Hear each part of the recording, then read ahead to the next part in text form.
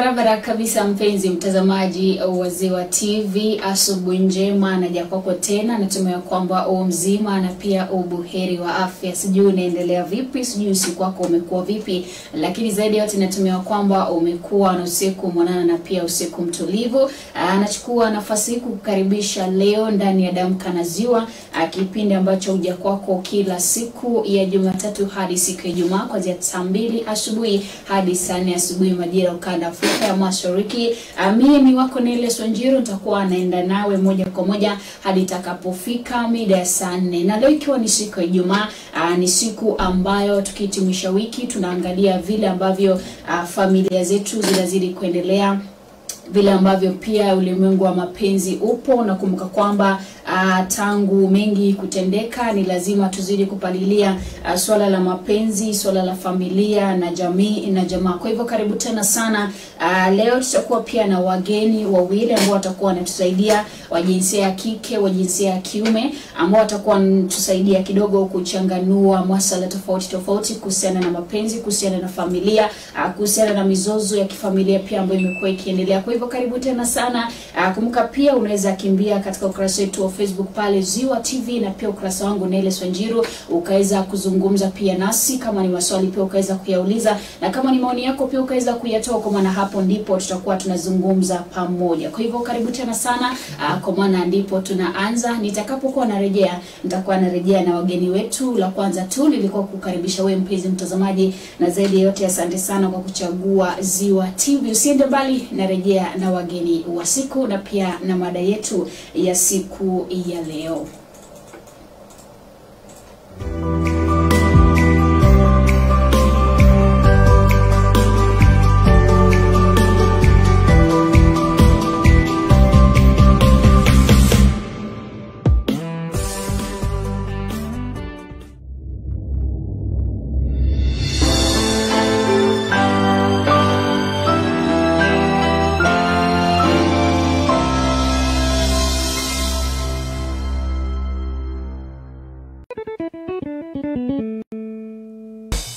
Tafarĩra ya kĩgoco gĩa Ziwa o wa gatano thaa 4 nginyagia thaa 6 cia ũtukũ, tũgakũnengereria kĩgoco mwaki ũgacoka ũkaiyũrĩrwo cia kĩroho nĩ ndungata cia Ngai. Twamũkĩre mĩtambo-inĩ ya Ziwa TV o ũndũ ũmwe na nenda-inĩ cia ũkinyanĩria Ziwa TV Facebook na YouTube. Karanja wa Mwaura and the band, wĩkenere.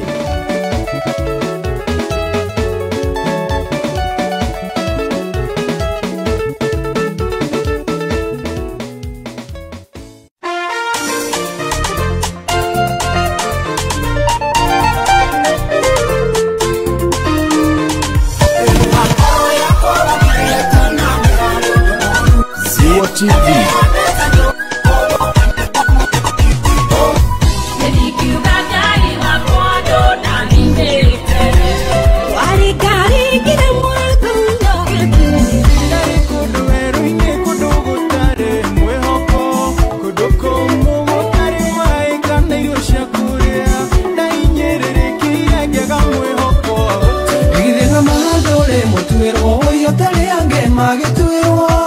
Ziwa TV.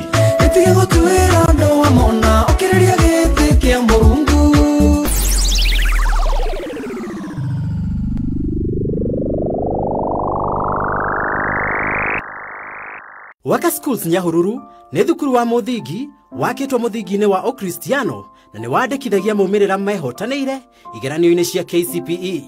Waka Schools wakĩtwo kũndũ kũhoreru, ũgitĩri nĩ mũrũmbũiye na marĩhi nĩ mũrata wa mũhuko waku. Tũkoragwo barabara-inĩ nene ya Nyahururu gũthiĩ Nyĩrĩ hakuhĩ na gwa Kũng'ũ. No tũcerere kana ũtũhũrĩre thimũ kũrĩ namba ĩno 0705 261659 kana 0723 396429. Turehere mwana waku tũgũthomithĩrie na ndũkerira. Waka Schools Nyahururu, nothing but the best.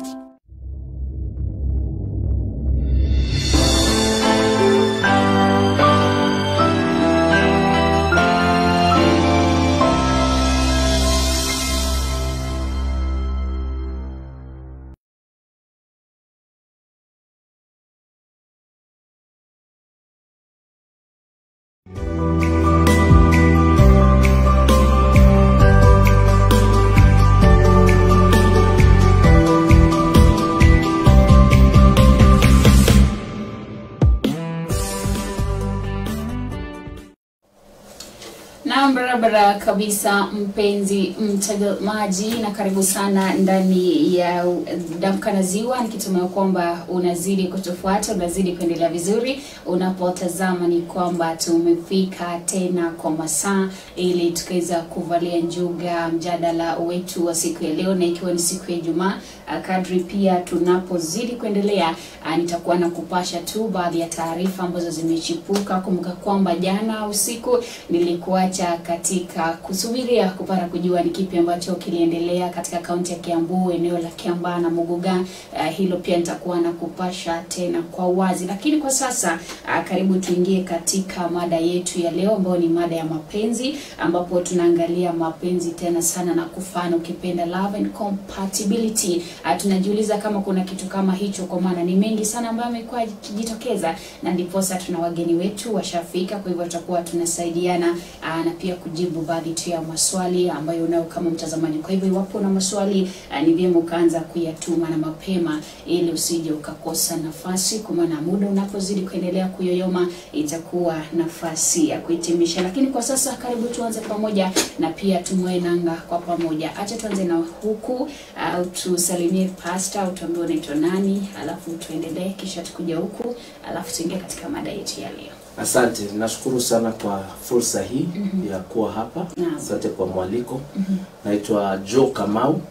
Nachunga kanisa linaitwa New Birth Covenant Church. Tuko hapa tu Nyahururu. Na nashukuru kuwa hapa. Asante sana. Kwa hivyo uko tayari? Niko tayari kabisa. Alright, karibu sana. Unaposikia mapenzi unaona rangi nyekundu na naona umeivalia sana, kwa hivyo natumai point zitakuwa tu zinatoka kutoka. Tusalimie mwanzo. Kwa majina ni Esther Wagerenwa. Mimi naishi hapa Mairo 4. Na nashukuru sana kwa mwalimu wa siku ya leo. Kwa hivyo uko tayari pia? Kabisa. Alright, karibu sana. Kwa hivyo mtazamaji, wageni wako tayari na tutaingia tu hasa katika mada yetu ya leo. Nimekuambia kwamba tutakuwa kwanza tunaelewa mapenzi ni. Unajua wakati ambapo hapo kitambo tulikuwa tunaona kwamba mapenzi ya kitambo ni tofauti na ya sasa. Hadi vijana hivi sasa wengi wanasema kwamba ni kama hakuna mapenzi ya dhati, ni kama hakuna mapenzi. Mapenzi ni nini mwanzo? Achana na the love of Christ. Mapenzi. Mapenzi wakati mwingine kila mtu ana definition tofauti ya mapenzi. Kuna wale ambao wanafikiria mapenzi ni ile physical attraction, kwamba umevutiwa na mtu inamaanisha unampenda. Ama wengine ni vile pengine mtu anakuwa mkarimu kwako, una interpret kwamba hayo ndio mapenzi. Ama pengine mtu anakuwa tu ni what people do, yani zile matendo ambazo mtu anakufanyia. Wakati mwingine tuna interpret hizo kwamba hiyo ndio mapenzi, lakini mapenzi ni zaidi ya hiyo. Mapenzi ni zaidi ya physical attraction. Mapenzi ni zaidi ya the actions, na hizo actions zinakuwa ni products za love. Love is from the heart. Inatokanga kwa moyo, kwamba hiyo haumpendi mtu kwa sababu ya vile na umbo lake, pesa alizonazo, mahali ambapo amezaliwa na vitu kama hizo, lakini ile inner connection ile tu inatoka kwa heart, una feel kuna connection bila vitu zingine za kutoka nje. So hizi zingine zinakuja tu kuempower, ama zinakuja kureveal, ama ni channels za kuexpress the love, but they are not love in themselves. Okay. Yes. Kwako mapenzi ni nini hasa kwa mtoto msichana? Kwa maana vile boy child ana translate mapenzi, natumai si vile sisi tuna translate mapenzi. Kwetu mapenzi ni ama upendo ni okay, kwa boy child ina relate kidogo. Because sisi wote tunapenda kuona matendo. Unionyesha you care, you are thinking about me, uko na concern, unanijulia hali, unaniambia. Sisi tunapenda kuambia sana. Ufanye vitu fulani kama zawadi, vitu kama hizo. Hiyo itanionyesha unanipenda. Na mtu kuja atakununulia zawadi na labda akupende, unaweza kutofautisha? Zawadi si haitoshi ikiwa peke yake. Inaandamana na other things. Inaandamana na kusema, inaandamana na kuniwaza. Zawadi si kitu tosha. Alright. Pastor, sijui kama mtu anaweza kutofautisha mtu ambaye anampenda na mtu ambaye anamchezea, hasa kwa wale ambao wanatafuta wachumba. inawezekana but ita take time.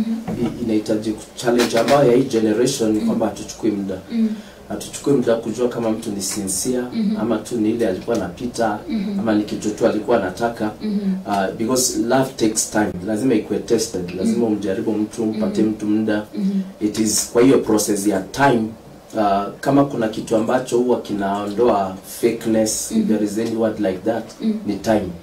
Kwamba wakati muda umeenda, mtu ameishi kwa miaka, mmekaa na mtu kwa muda ile the real them inaanza kutokea.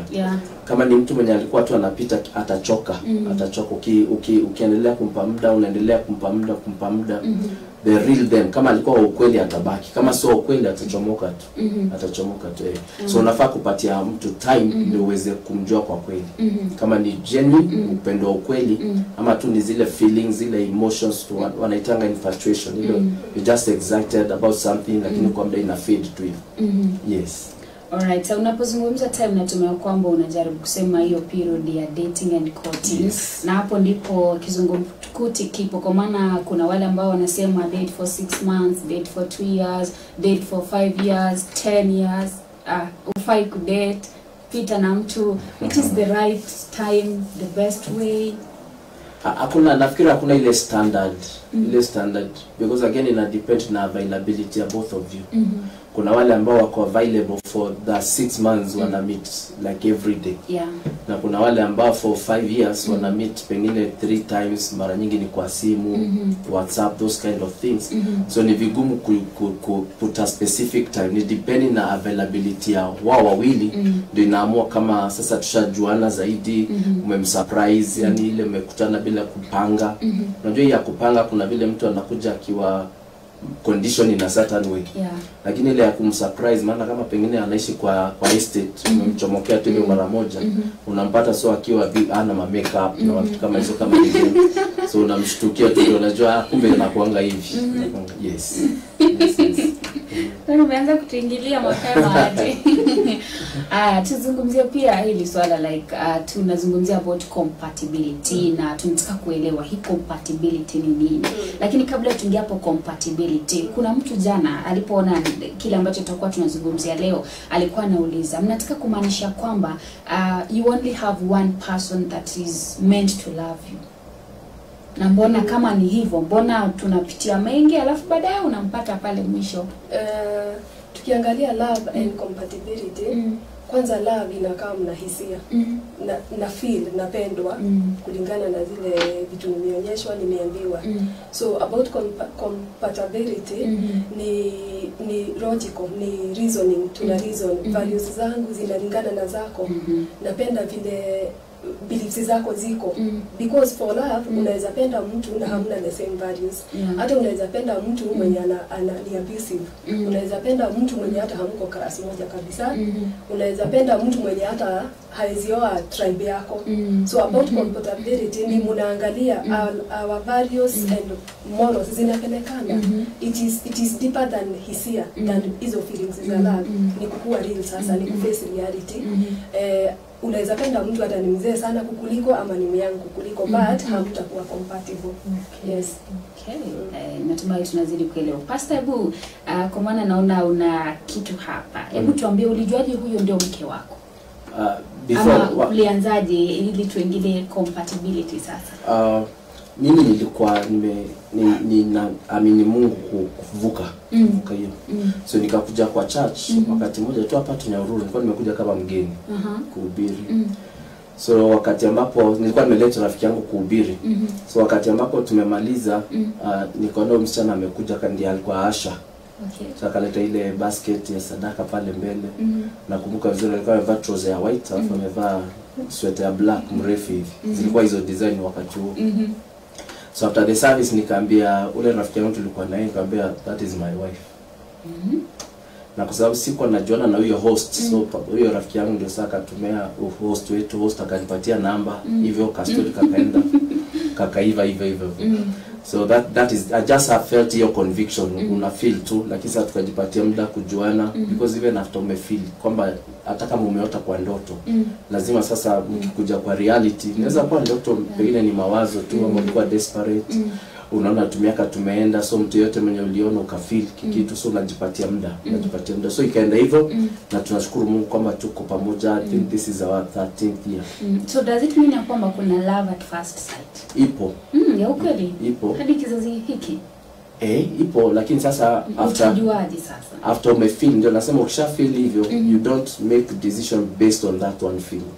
Lazima kuwe kuna evidence, na evidence inakujanga kwa muda, as you get to know each other, una feel kwamba ile nilisikia ni ukweli, because sometimes ndio maana hiyo place ya compatibility huwa inaingilia, kwamba for me compatibility is more important than love.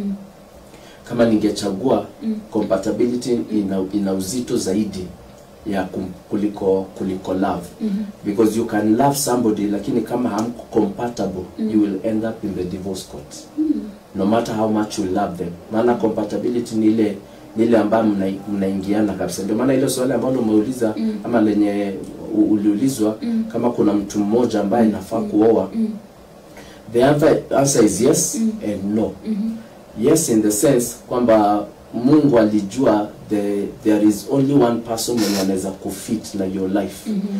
Kuna mtu mmoja, now you can marry anyone, but not anyone can be your wife, not anyone can be your husband. Kuna ule Bible inasemanga ni suitable helper, yule ambaye mko compa, yani mna fit, mnaingiana vizuri. Wengine ni wazuri, ni warembo kwa nje, kijana pengine ni mzuri, anakaa vizuri, ana qualities zile ambazo dem anataka, pengine height, black, whatever, hizo mavitu zenye ladies mnakuanga nazo, hallelujah. hizo vitu mob anaweza kuwa nazo, lakini sasa ile amuingiani kwa relation ya purpose. Unajua kila mtu ana kusudi ambalo lilifanya Mungu akazaliwa, Mungu akamfanya kawa. So hiyo ndio important, kwamba tunaingiana. So tusipoingiana, hata kama tunapendana, tutawachana. Because nafikiri nimeandika nasema kwamba wawili hawezi kwenda pamoja kama hawakubaliani. Ile kukubaliana si kusema yes I do. Ile kukubaliana ni kwamba kusudi zetu zinaenda direction moja. Yes. Tunapo sasa zungumzia, kwa maana hilo ndilo limetuleta hapa. Tunapozungumzia kufana, kwa maana tuma hilo ndilo jina linafaa kwa Kiswahili. Tunaangalia nini hasa? Kwa maana amesema naweza kuwa nimependa mtu lakini huyo mtu ni rika ya babu yangu, lakini bado nampenda. Anaweza kuwa pia nimependa mtu lakini bado anasema haizi oa kabila langu, lakini bado moyo wangu unampenda. Atufai kuangalia mapenzi ama tunafaa kuangalia nini ili tuseme kwamba huyu sasa ni suitable partner? One, kuna 4 areas ambazo ni muhimu mtu anaweza kuangalia kama mna fit. Number 1 ni physical. Lazima ukuwe physically attracted to that person. Usolewe na mtu ama usolewe mtu mwenye unamwaibikia. Yani mtu huwezi kumintroduce kwa watu. Lazima physically ukuwe na looks. Lazima looks zake zikupendeze. Yani lazima ukuwe kuna hiyo physical attraction. Kwamba ni mtu unaweza kutembea na yeye.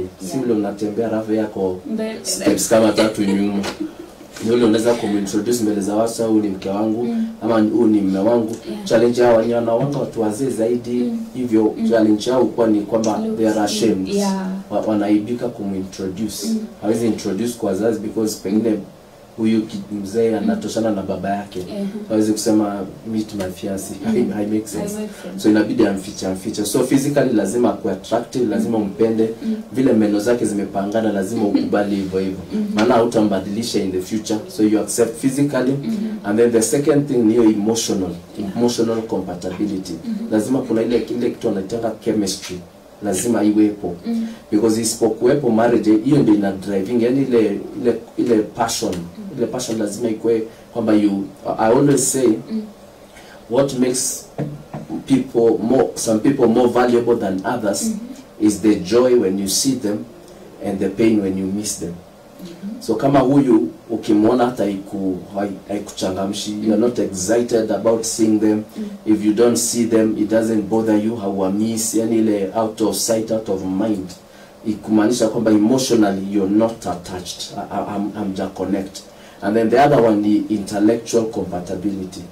That you unaweza kusit pamoja na discuss issues. Yani unaweza kuleta points na yanachangia. Usio mtu mwenye now kuna difference ya intellectual na educated. Sijasema educated.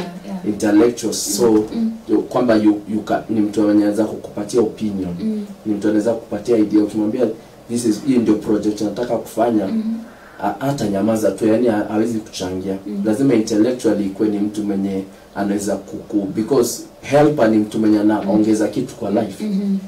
So intellectually they must be able to help you into something. And then lastly, which is important, is spiritual compatibility. Spiritual compatibility. Usioe mtu ambaye beliefs zake ni tofauti na zako. Either iwe ni dini ama ni mtazamo wake kuhusu Mungu. Kuna wale ambao hawaamini Mungu yupo na wewe unaamini pengine Mungu yupo. Hizo values. Kuna watu spiritually inamaanisha kwamba pengine values zake ni tofauti. Moral zake pia ni tofauti. Na the other thing ni mental compatibility. Kwamba kimawazo mna the same perspective. Mnaona vitu. When it comes to marriage, mna the same values concerning that. When it comes to children, perception yao pia ni the same. Wakati nakuja for example kwa pesa, mkona mawazo yenu ni the same. For example, kuna watu wenye ambao ni spenders. Kuna watu ambao ni investors, na kuna watu ambao ni savers. So you need to know, is my partner a spender, a saver, or an investor? Because if you do not agree, one of the challenges ambao kuja kwa marriage mostly ni kuhusu finances. So your financial compatibility, that you see money the same way, you thinking about money the same way, is kwa mmoja kwamba yeye mtazamo wake ni kuinvest ama ni kuwork hard, na huyu mwingine ni spender, because mtakosana at some point. Yes. Wow. Kwa ukizungumza hapo, sijasikia ukizungumzia age, sijasikia hilo. Hebu tuambie, age difference inaleta incompatibility, achana na uzee, sponsors and the rest. Hapa tu katikati, huyu ni kijana anataka kuingia katika uchumba, lakini labda amempata msichana ambaye ni mdogo wake ama ni mkubwa wake. Hapo age tunaisema vipi? Tunasemanga sana the age difference should be 5 minus 5 or plus 5, but mostly men should be older than us, kwa sababu as women we mature haraka physically na mentally. So mwanaume akikuwa younger than you, ujue biologically mimi naendelea kuzeeka. So at some point utakuwa ile pastor amesema attractiveness, nitaenda nikiruse. So a man atakuwa kwa temptation ya kukosa interest na mimi, because na lose attractiveness. Still mentally, a woman akiwa older, mentally ndio tu ana grow, mentally anakuanga amegrow sana. So kuna uwezekano ataona mwanaume ni kama hafikiri, ni kama okay, hawatakuwa the same class. Alright. Unasema lipi about age? Yeah, age ni important ku consider, but again pia tuwezi kuweka because people mature differently. One, depending na environment ambayo mtu alizaliwa. Anaweza kuwa ni young man, lakini environment yake ilimpush into maturity mapema. Kama for example alikuwa ni firstborn, alilearn responsibility early. But the normal way ni kwamba even from ukiangalia vile Mungu aliumba, mwanaume ndiye alikuja kwanza. So alikuwa na miaka before ama alikuwa na miezi ama masaa, it doesn't matter. Mwanaume alikuja before. So the correct thing is that the man at least should be ahead in years. Yes. That is the suitable. At least akwe mbele kidogo. Labda ni madhara gani ambayo tunaweza tukapata iwapo msichana ana miaka mingi? Kwa maana tumeona wengi na bado wanapendana. Ni madhara gani tunaweza tukapata hapo katikati iwapo labda msichana ni mkubwa kumshinda mwanaume? Sidhani kuna hizi vitu sometimes, especially when it comes to love, azinanga ile atunaweza kuset rule, useme this is how it should be. Hakuna ile tunaitanga prototype, kwamba hii ndio pattern ambayo kila mtu anafaa kufuata.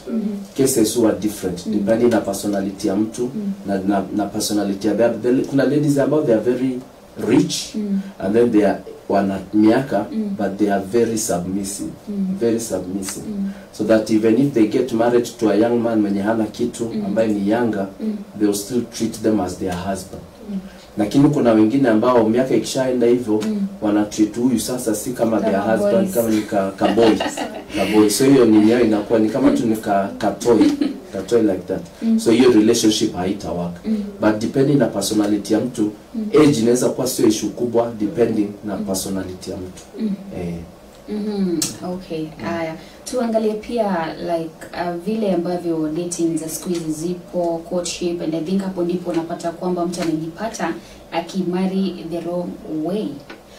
Tunaposema kwamba labda watu wako katika mahusiano, compatibility imeonekana kwamba haipo, kuna jinsi ambavyo we can adjust ili compatibility yetu ikuwe poa, kwa maana tunapendana, labda ni kitu kimoja hakipo, vingine vipo, ama what are you supposed to consider first? Now compatibility it is possible if difference yenu sio heart. Sio heart. Mtu mfano wa simu.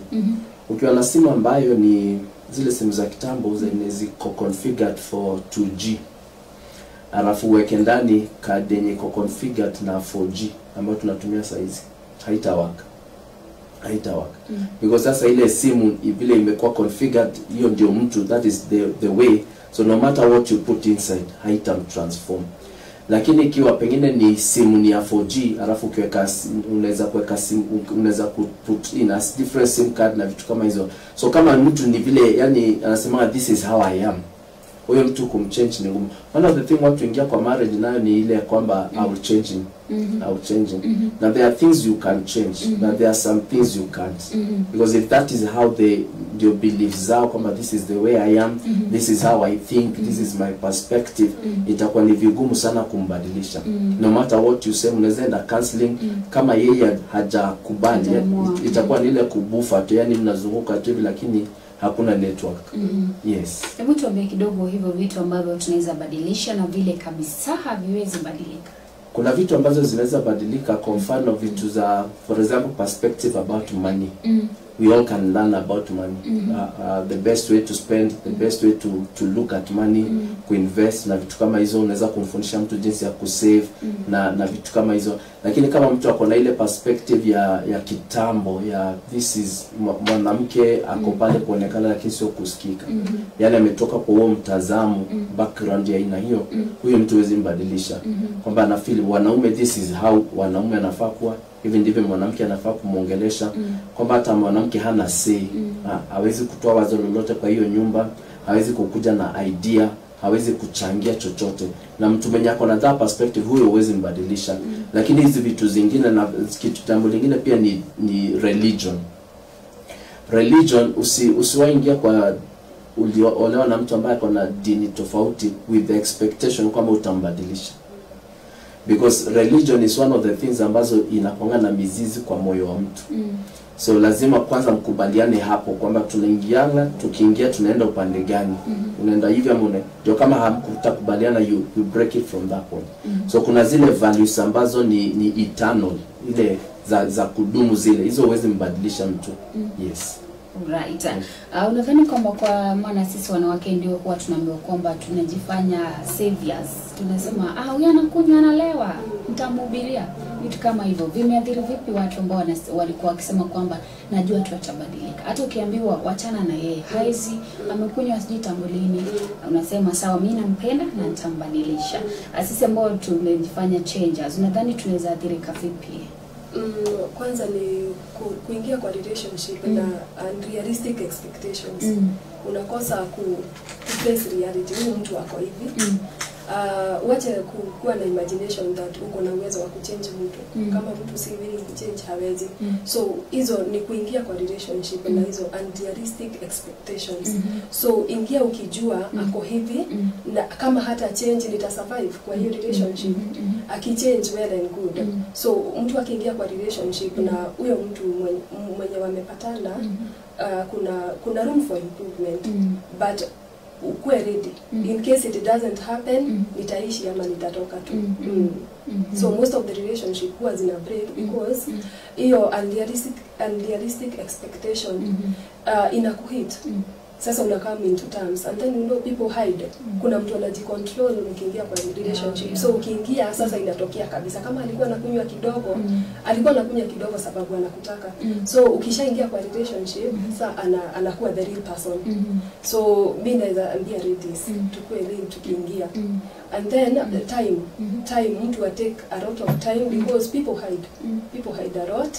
Unaweza kosa kulani mtu 100% but at least ipatie time enough ya kujua this person because divorce it happen in future if you don't know this person at least 60%.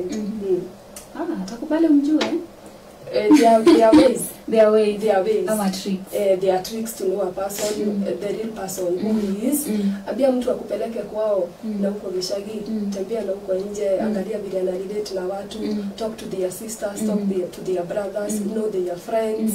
Yes, watokezee kama hawaku expect. There are tricks to know a person.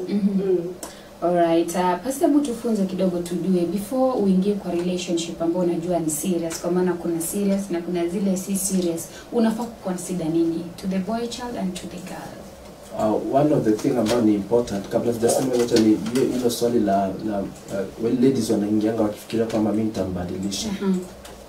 Ni rahisi kuvuta mtu mwenye ako juu mpeleke chini kuliko kuvuta mtu mwenye ako chini umlete juu. So mwenye ako chini ana uwezo wa kukuvuruta wewe zaidi ya vile ulivyo na uwezo. Tena Yesu amependa ulimwengu mzima na sio kila mtu ameokoka. So hiyo pendo yako unaona kama itaweza kama Yesu hajaweza kumsort. Ingine itakuwa ni tofauti. So when you're getting married, wakati ambapo unafikiria kuoa, jambo la kwanza wewe kama mtu ni kwamba umeamua umejijua. Know yourself. Jua huyu ndio mimi. Hizi ndio weaknesses zangu. What I call could develop a culture. Kwamba mtu anapokuja kwa space yako tayari kuna culture umeform. Kwamba uko predictable, anajua kwamba huyu hapendi hivi, huyu anapenda hivi, hizi ndio dreams zake, hii ndio purpose yake, maisha yake yanaenda in this direction. Because ukiangalia from the scripture wakati ambapo Mungu analeta Eve, Adam tayari alikuwa amepatiwa assignment, alikuwa amejua kusudi lake la maisha ni nini ambalo anafaa kufanya. Mwanaume hafai kuleta mtu kwa space yake kama yeye mwenyewe hajajigundua, maana itakuwa ni watu wawili ambao hawajielewi. Bible inasemanga mtu mmoja anaweza kufukuza watu 1000, alafu wawili wanaweza kufukuza watu 10,000. So wewe kama mtu lazima ukue umefukuza wako 1000. You must have chased your 1000. Challenge ni kupatana na mtu mwenye yani life yake tu amekaa tu hivyo anagojea ndoa, anagojea tu mtu wa kumtoa kwao. Hana ndoto, hapasui anything, yani hako tu hivyo. Na mimi husema nikiongea na vijana nawaambianga kwamba marriage sio purpose ya life. Marriage is a benefit in the highway of life. Kwamba wakati ambapo unaendelea kuishi Mungu anaona ile kusudi ambalo nimekupatia unahitaji msaada. So kusudi la hakuna mtu alizaliwa kuwa mke wa mtu. Kwamba hiyo ndio purpose yako kuwa mama wa watoto watatu. Hiyo inakonga tu ni benefit ya life, kwamba hiyo Mungu anakupatia bonus as you walk together, ile companionship na kusaidiana. Lakini mtu ambaye yote either ni mke ama ni mume, man or a woman, you must find yourself, and number 2 find your assignment. What was I born to do? Na alafu number 3 ni ku develop culture. This is what I like, this is what I don't like, so that unajua kuna watu wenye for example kama ni demu unaweza kumbaia yogurt leo, unanunulia strawberry, afasema this is my favorite. The next time unaenda supermarket unakosa strawberry unanunua vanilla, nasema this is my favorite. Yani ule mtu wezi msurprise. Because you predictable. So ujue favorite yake ni gani. Kama pengine ni kuvaa, unajua this is how the girl dresses like this. Si leo amevaa hivi, kesho amevaa hivi. So hata mwanaume hawezi kujua is this the real you, ama wewe ndi huyu na huyu. So mtu akwe predictable, ile umedevelop culture kwamba mtu akiingia kwa hiyo space anajua this is how things happen kwa life ya mtu. Yes. Wow, at least hapo tumeelewa kidogo. Tukue na culture. Hilo ndilo nimepata. Nataka kidogo tuangalie wakati ambapo watu wanasema kwamba wanachumbiana. wanafaa kuwa wanafanya nini hapo katikati? Kwa maana kuna siku fulani watu wa kitambo hapo awali wanasema kwamba sisi kizazi cha sasa tunapoteza muda tukidanganyana kwamba tunataka kujuana. Wengine wanasema kwamba hiyo ni waste time, mshikane mjuane huko mbele. What is the purpose of dating and courting? The purpose of dating and courting, hapo ndio watu wanafaa kukua wakihave time ya kwanza waongea about their past. Because kila mtu ako na past. Then they talk about their present, then they talk about their future in case it happen. Now of course hiyo ndio objective ya courtship. So to deal with the past ni important sana kujua mtu ametoka wapi, kujua what they have been going through, kujua if wakona, kama ni msichana kama kuna watoto, kama mtu ashaioa, kama ni mwanaume. You totally dig up kujua hizi vitu zikikosa kudeliver, ukikosa kudeal with the past, huwa inakam kuhaunt your marriage. For example, kama mtu alikuwa amepitia very tough experiences like rape, like divorce. Unaona mambo ya divorce inaweza cause a today's marriage because of trust, because labda mtu mwenye ulidivorce na yeye alikuwa unfaithful. So it is important to talk about the past na deal deeply with it. Kama fanya vitu kama abortion sana haisemwi, but it is kama inawezekana mtu open up, ndio the person we are dealing with ajaribu tu kujua. Then about the present, you ask yourself, tuko zetu na values zinaendanisha, our age today, how old are you, our education, umesoma mpaka wapi, what do you do today, about still the present, unafaa kuangalia in case tuone tunataka hata watoto wangapi. I think hiyo ni present na future. So tukiingia kwa future tuambiane ukweli, unataka kusoma in future, unaweza taka kwenda America. Lakini unajua hapo mtu ako excited anaweza kubali kila kitu ama anaweza kataa kila kitu ili asikuhurt. Yes, people hide, but by the end of the day when you utaumia. So mimi naweza encourage those who in courtship, waongee tu kweli. Kama unataka kusoma sema tu mapema. Ndio the other partner and akue flexible mapema. You agree, you come to an agreement, because marriage ni kitu serious na ni kitu lifetime, si kitu naingia alafu cheza utoke. Yes. Talking of past ama kile kilitendekea mtu hapo awali, haudhani ya kwamba mtu anaweza akaficha kwa maana hataki umkatae, kwa sababu kuna mambo ambayo labda unaweza ukaambia mtu alafu akwambie hata hiyo date hata sitaki hiyo coffee nimeenda. Okay, ni vizuri kukuwa transparent kwa relationship, because ukihide sometimes itatokea in future. For example, umeficha mtoto, usemi unakuanga na mtoto mahali, alafu tunaenda kwa huyo mjamaa, naona kanatoka nalisha mbuzi hapo kanafanana na mzee wangu. Unaona italeta instability kwa relationship yetu. So mimi naweza encourage watu wakuwe transparent, because kukosa transparency ndio ina cause a lot of divorces today, na ina cause a lot of conflicts in marriage. Yes. So mtu afiche, but it is at your own risk. Yes. Pastor, hapo pa transparency, especially past, kwa maana tumekuja kutambua kwamba kuna hadi ndoa ambazo zinakaa kwa miaka, miezi mitatu, miaka 6, alafu baadaye mtu anakuja anakuambia kuna kitu sijawahi kukuambia, nataka nikwambie leo.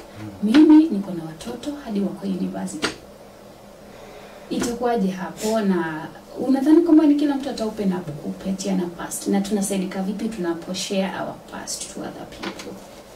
One of the thing about kila mtu anafaa ku realize that everybody you meet has a past. Kila mtu ana past yake.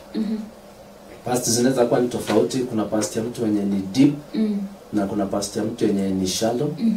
Kuna past ya mtu mwenye ni vitu vizuri amefanya, na kuna past ambayo pia imejaa vitu negative. When it comes to relationship, it depends with that other person. What can they handle?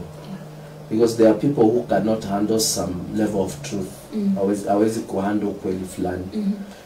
So long as huo kweli ama hilo jambo la past halita through our future, sometimes sio wisdom kushinda uki open up. Because again we cannot be going for coffee na tunaongea about your ex na mimi ndo nalipa. Na mimi ndo nalipa hiyo coffee na unanipatia story of my ex. Lakini sina kupatia ili uelewe. Kuna zingine zenye hazitanisaidia. kuna zingine zenye kama hazitatusaidia na hazitatu affect, we just forget. We just forget, tunazitupa vile tunakubaliana, tuna maandiko kwamba God is doing a new thing. Tunakubaliana tu kwamba jambo jipya tumeanza hii chapter, lakini kama ni issue sasa zile ambazo ni mfano watoto kama mtoto ama hizo vitu za abortion, because pengine abortion ilifanyika alafu pengine uterus ikatolewa, those extremes hauwezi kupata. So hizo unafaa open up mapema, ndio kama bado atataka kuendelea ajue hamtaipata mtoto, so you talk about adoption and those kind of things. So kuna zile zenye ni important kuambia mtu. Lakini zingine kama gani? Hebu tuambie ndio tusiende coffee kuchomea huko. Kama za what happened in your past relationship. Hizo wacha tu zikae huko. Ila ni vizuri ama ni mbaya. Maana saa yote tuwezi kuwa tunakunywa chai unaniambia Dadia Onyango alikuwa anapenda kahawa peke yake haina sukari. Yani you just bring him in every conversation. That one is bad. So wacha hizo ziende hivyo vile mlienda ama pengine kuna watu wanaenda mpaka extreme. Zile stories za bedroom nasema this guy was like this and you are just like this, you are useless man. Yani you izo so important, you love this man now, let's build from here twende kwa future. Kama haita affect future na haita tusaidia tunaacha tu ikae. Ndio ndwele sipite, ndio walisema siku nyingine sikotana na walenga siku nyingine. Aya, kwa sababu tumegusa past kidogo, ningependa tusaidie, maybe kuna watu ambao wanapitia hiyo breakups, vitu kama hivyo, na labda tunapozungumzia past ile picha bado inarudi kwa maana kuna watu wengi wamekuwa heartbroken. Kuna mtu alisema mahali ya kwamba iwapo tungekuwa tunavunjwa miguu instead of moyo, viwete wengi tungekuwa viwete kuliko hivyo. Kwa hivyo how does someone maybe heal from a breakup? Ama inapokuhit, what do you expect, what are you supposed to do? Kwa maana hapo ndipo tunasikia mvulana akisema mimi nimeamua kufocus on my goals, sitaki mambo ya wanawake. Unasikia msichana pia anasema wanaume wote sitaki kutaja, vitu kama hivyo. Unaanzaje kukubali kwamba heartbreak imetendeka, ni tulikuwa tumepanga? Hata kuna wengine ambao wana heartbreakiwa, washapeleka mtu nyumbani, ametoa mahari, ametemewa mate ya baraka na shosho anaenda na mate ya shosho itakuwaje ama how do we heal? Jambo la kwanza tunafaa to realize kuhusu ni what I call to commonize life. Yani uone hizi vitu ni common. Maandiko yanasema kila mtu mwenye amezaliwa na mwanamke siku zake ni chache na zimejaa matatizo. So matatizo yapo. So you need to get to the place where you know kwamba kuna probability. Because watu wenye tunadeal nao sio angels. Lazima tukubali the fact that we are dealing with imperfect people. Watu wenye sio perfect. So kuna probability ya wao kunikosea, kuna probability ya wao kunioffend, kuna probability ya wao kuniumiza moyo. So even as I get into because relationship yoyote is a risk. Hatujui kesho.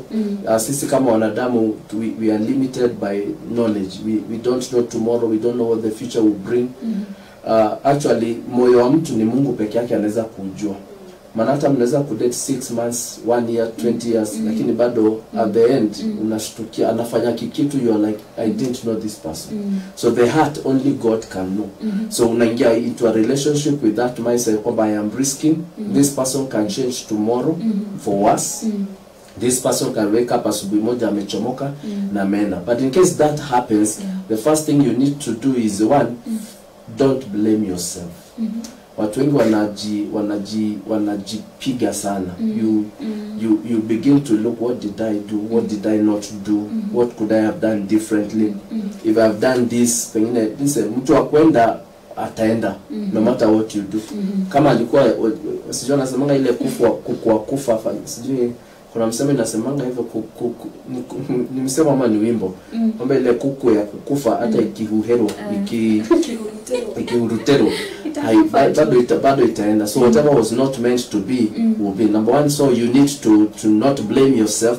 Number two, also you need to forgive that person. Usimbebe kwa muda. Pengine unambeba na life yake imeendelea, umebakia tu hapo kwa stage mahali ambapo alikudrop. na yeye could drop na akachukua the next mat akaishia. So it is important to also forgive and then move on. Move on. Wakati ambapo ume accept, number one una accept this one has happened, number two una adjust. Una adjust, now this person is not out of my life, hiyo ni chapter nime close, and then the third thing ni ku advance. You now move, usibakie hapo unasonga kama ambulance ikilianga unasonga ukiendana. Yes. Inakaa rahisi sana pasta unaposema kwamba msamehe na uendelee. You know it's not easy, especially tukikuja kwa watu ambao labda wachana na hao wanachumbiana, kwa maana hapo unaweza songa anytime. Lakini huyu mtu maybe hata mlikuwa katika ndoa. Let's talk now about divorce and whatever ambazo zinaendelea sana nowadays, ya kwamba hadi kuna ule anakata watoto, anajikata, anajichoma, vitu kama hivyo. Utamforgive ni kweli, lakini ako na damu yako. Kuna mtoto ambaye anawaunganisha nyinyi pamoja. Unaposema kwamba sitaki kuona baba so and so, lakini huyo so and so mko na yeye. Unapomuona masikio ni ya ule mwanaume, mdomo kabisa, unaona atakuwa anakumbuka kila wakati. How do you, hiyo pia tunaweza tukaheal 100%, ama how do we adjust on that ili tusifungie labda baraka zile ambazo ziko mbele yetu? Hiyo forgive, unajua forgive si I can forgive you but we not relating, yani yani tuko sawa, hatuna ile bitterness, imeisha, uchungu umeisha, but we don't have anything. Kama ni mtoto tuna deal tuna mtoto, ni mtoto peke yake, and things like that. Ndio maana ni important because when you get into a relationship, especially marriage, any decision una make from that time lazima ikuwe into your mind kwamba it is not just about you. So kama vile ulikuwa single unaamka tu mara moja unaenda, this time there are people ambao wanakutegemea, kuna life za watu umeguza ambazo is connected to your own. So when you're making decision, especially divorce, kama itafika hapo, na mimi huomba afadhali isifike, because the damage is too much. And then the damage sio kitu vile unasema take probably forever, because ni something that impact yake unaishi nayo every day. Unaishi, it is 10 years ulipatia mtu, 20 years ulipatia mtu, you can't forget. You can't forget. Ni ile tu sasa bitterness unafaa kuachilia. Pole pole tu unatoa ile uchungu, and then you see that person, you ukimwona au feel mavitu, feel anger, yani hakucontrol anymore. Ile they are not controlling you from afar, you see them, you relate with them kama mtu mwingine, anybody else. Kama ni mtoto anafeed mtoto, analipia mtoto, but life moves on. But it is a process. It's not a one day event. Sometimes watu wanachukua mwaka moja, wengine more than even 1 year before they are able to even accept, not even to go forward, to just accept that haki nimewachwa. Inamchukua muda. Tuko tofauti, tuko sababu kuna yule ataachwa asubuhi, jioni ashapata mwingine. Kuna yule atakaa 5 years ataishi kusema nilikuwa nimempenda sana. So I think tuko tofauti. Lakini lazima maisha itaendelea. Lazima itaendelea, kwa maana hiyo kuachwa sio siku yako ya mwisho kuishi. You live and utaishi na hayo. Na mostly girl child, sisi ndio huwa tuna hold grudge sana. Unadhani tunaweza tukasaidika vipi na tujue kwamba ni maisha?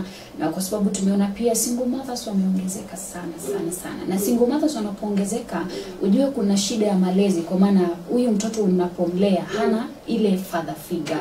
Hana mtu atamwambia mwanaume huwa anafanya hivi. Na iwapo ataambiwa, huenda akaambiwa shuleni ama pale kanisani, lakini hatakuwa na ule uwezo wa kusema kwamba I have a father, my dad is called so and so. Lakini si kwamba baba amekufa, ako hai. Na mtoto anajua kwamba baba kwa. Unaona pia mtoto anaishi na kile kidonda. Ningependa utuambie kidogo, kwa sababu hatutaki kwenda place tuna separate, tuna divorce, tuna break up. In relationship, wewe una treasure nini sana? In relationship, what I treasure most in relationship is communication. Because with communication, utaweza kuingilia mambo, all the other characters za relationship. So you cannot of course love someone mwenye huongeleshi. You cannot, hamwezi enda mahali. You cannot trust someone mwenye haongeleshi. You cannot plan anything with that person. So communication is the key thing kwa relationship. So with communication, you have to communicate, deeper than just words. Lazima you talk real issues zenye ni mzuri na zenye ni mbaya. You have to be open to someone even about your weaknesses. Zile unaona kama zitakuweka kando. Talk about them because finally they are going to learn about them. Then as ladies tunakuanga kwa sana with communication because as we feel we are emotional type mara 8 na yeye anasema okay. Yes, we are emotional so we are deeper than men. So with us communication inakuanga rahisi. But those people who don't communicate sometimes who wanna hide things, sometimes wako na unfinished businesses, sometimes they are going through stuff. So it is good to have someone who is pushing for this communication. Yes. Okay. Kwa hivyo communication muhimu sana. Naweza kubali communication basi tunapozungumzia communication inasaidia vipi katika mahusiano sana sana, kwa maana hapo ndipo unapata kwamba labda huyu mtu amenyamazia kile ambacho atakifanya ni kuchoma nyumba, kukata mke, kufanya hivyo. Unadhani ni kwa nini inafika mahali? Kwa sababu wakati ambapo unasema umependana, si mlianza kukatiana, mkakatiana, hiyo ni communication. How comes it reaches a point ya kwamba hamzungumzi tena? Kama ni wale ambao wako katika ndoa, unatuma mtoto pelekea mamako na irudisha babako, vitu kama hivyo. Natumai kuna familia ziko hivyo na pia hata labda za mapasta. Si ndio? Wanakutana pale kanisani ni kuimba lakini nyumbani hakuna kuongeleshana. Inafika vipi watu ambao walikuwa wamependana hawaongeleshani, na wasipoongeleshana inafika mahali wanauana, wanakatana, wanachomana? Inafika vipi hapo? One I think ni kwa sababu ya environment. Kwamba ile environment haikuwa conducive for communication. Maanisha pengine mtu alikuwa na issues lakini akawa kwamba ile environment ya pale nyumbani sio safe for them to open up. So mtu anaanza kupile, anaweka at some point ndio ana explode. Anafanya kitu na anafanya kitu si kwamba anafanya kitu. Sometimes watu wafanye vitu kwa sababu they are wicked or they are evil. Wanataka ku get attention, wanataka watu wamsikize, na kwa sababu hakuna mtu anayemsikiza so anajaribu kufanya kitu. Kuna story kwa maandiko, mtu mmoja anaitwa Absalom. Absalom alikuwa anataka kuongea. Absalom ni kijana wa David, alikuwa amefukuzwa. So akatumana anataka kuongea na Joab. Joab alikuwa ni commander wa David. So akamtumania mara kama 3 akuje, hakukuja. So kile ambacho Absalom alifanya ni kwamba alienda akateketeza shamba ya ngano ya Joab. Akaiteketeza yote. So alipoiteketeza Joab akakuja kumuuliza mbona umefanya hivi? Kwambia nilikutumania hukukuja. And sometimes inakuanga hivyo kwamba mtu alikuwa anataka attention, pengine mke hakuwa anampatia nafasi ya kumsikiza, ama mume hakuwa anataka kumsikiza. So zinajaa. So mahali ambapo atapata mahali pa kulipukia, analipuka na kufanya kitu kibaya. Ama ndio mahali ambapo sasa divorce inafika, because the environment. So sisi kama watu wanapochumbiana, especially in marriage, create atmosphere ambayo ni conducive, kwamba ni safe for somebody to communicate. Especially men, pengine men anapitia through challenges na uko nje na vitu hizo, lakini akikuja kwa nyumba mama anambia hii hakuna hii ayeni ampatile nafasi. Kitabu watu walikuwa wanafikirianga men hawaji express, na because of that wakafungiwa. So it is women ambao ni tunawapatia time ya kuji express, but not men. So men inakaa tu mtu anafanya tu mavitu. So ile safe environment nafikiri is one of the hindrances to effective communication. Yes.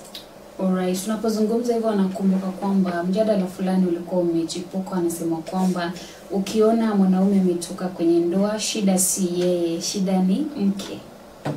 Ni kweli? Hatuwezi judge. Hatuchuju, nimesikia tunasikia.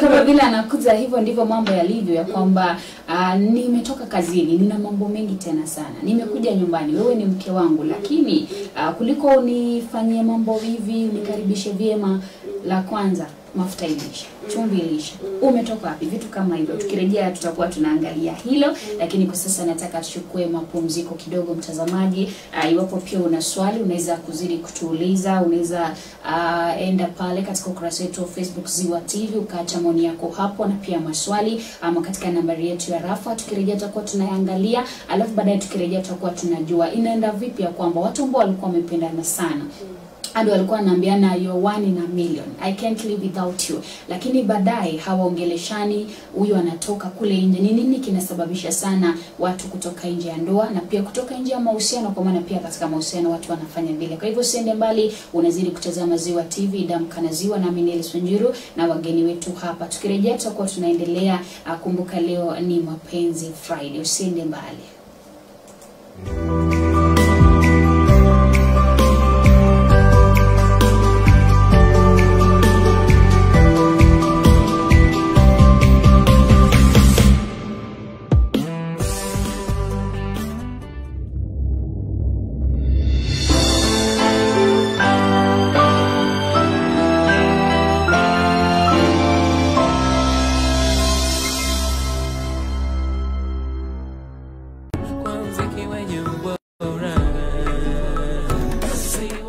Wimbo si wimbo tu, bali ni ustadi uliofanywa katika wimbo huo.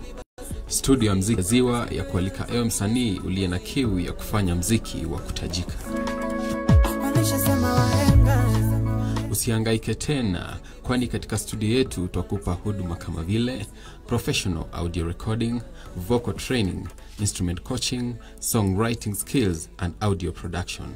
Tupatikana Nyahururu, mtaa wa Maili 4 au kipenda Mairoinya.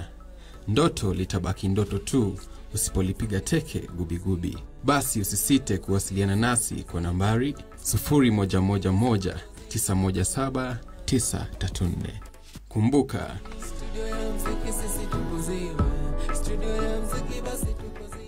hujambo mtazamaji wangu, majina zangu naitwa Daktari Maina. Mimi ni mtaalamu na daktari mtafiti mkuu wa afya bora.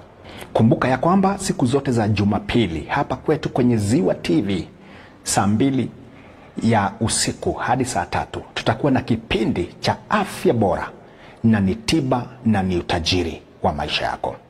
Kumbuka ya kwamba magonjwa mengi ambayo imekuwa kukusumbua, ambayo imekuwa ni kero na tatizo kubwa, tumepata tiba yako. Njoo tuelimishane pamoja, njoo nikushauri kuhusu matibabu yetu. Maanake kuna magonjwa hayo ambao wewe mwenyewe umekuwa umekaria: kisukari, high blood pressure, magonjwa ya viungo, magonjwa ambayo imehusu utumbo yetu.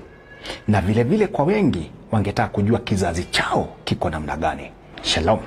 Tafadhali tupatane hapa kwenye mitambo yetu Ziwa TV.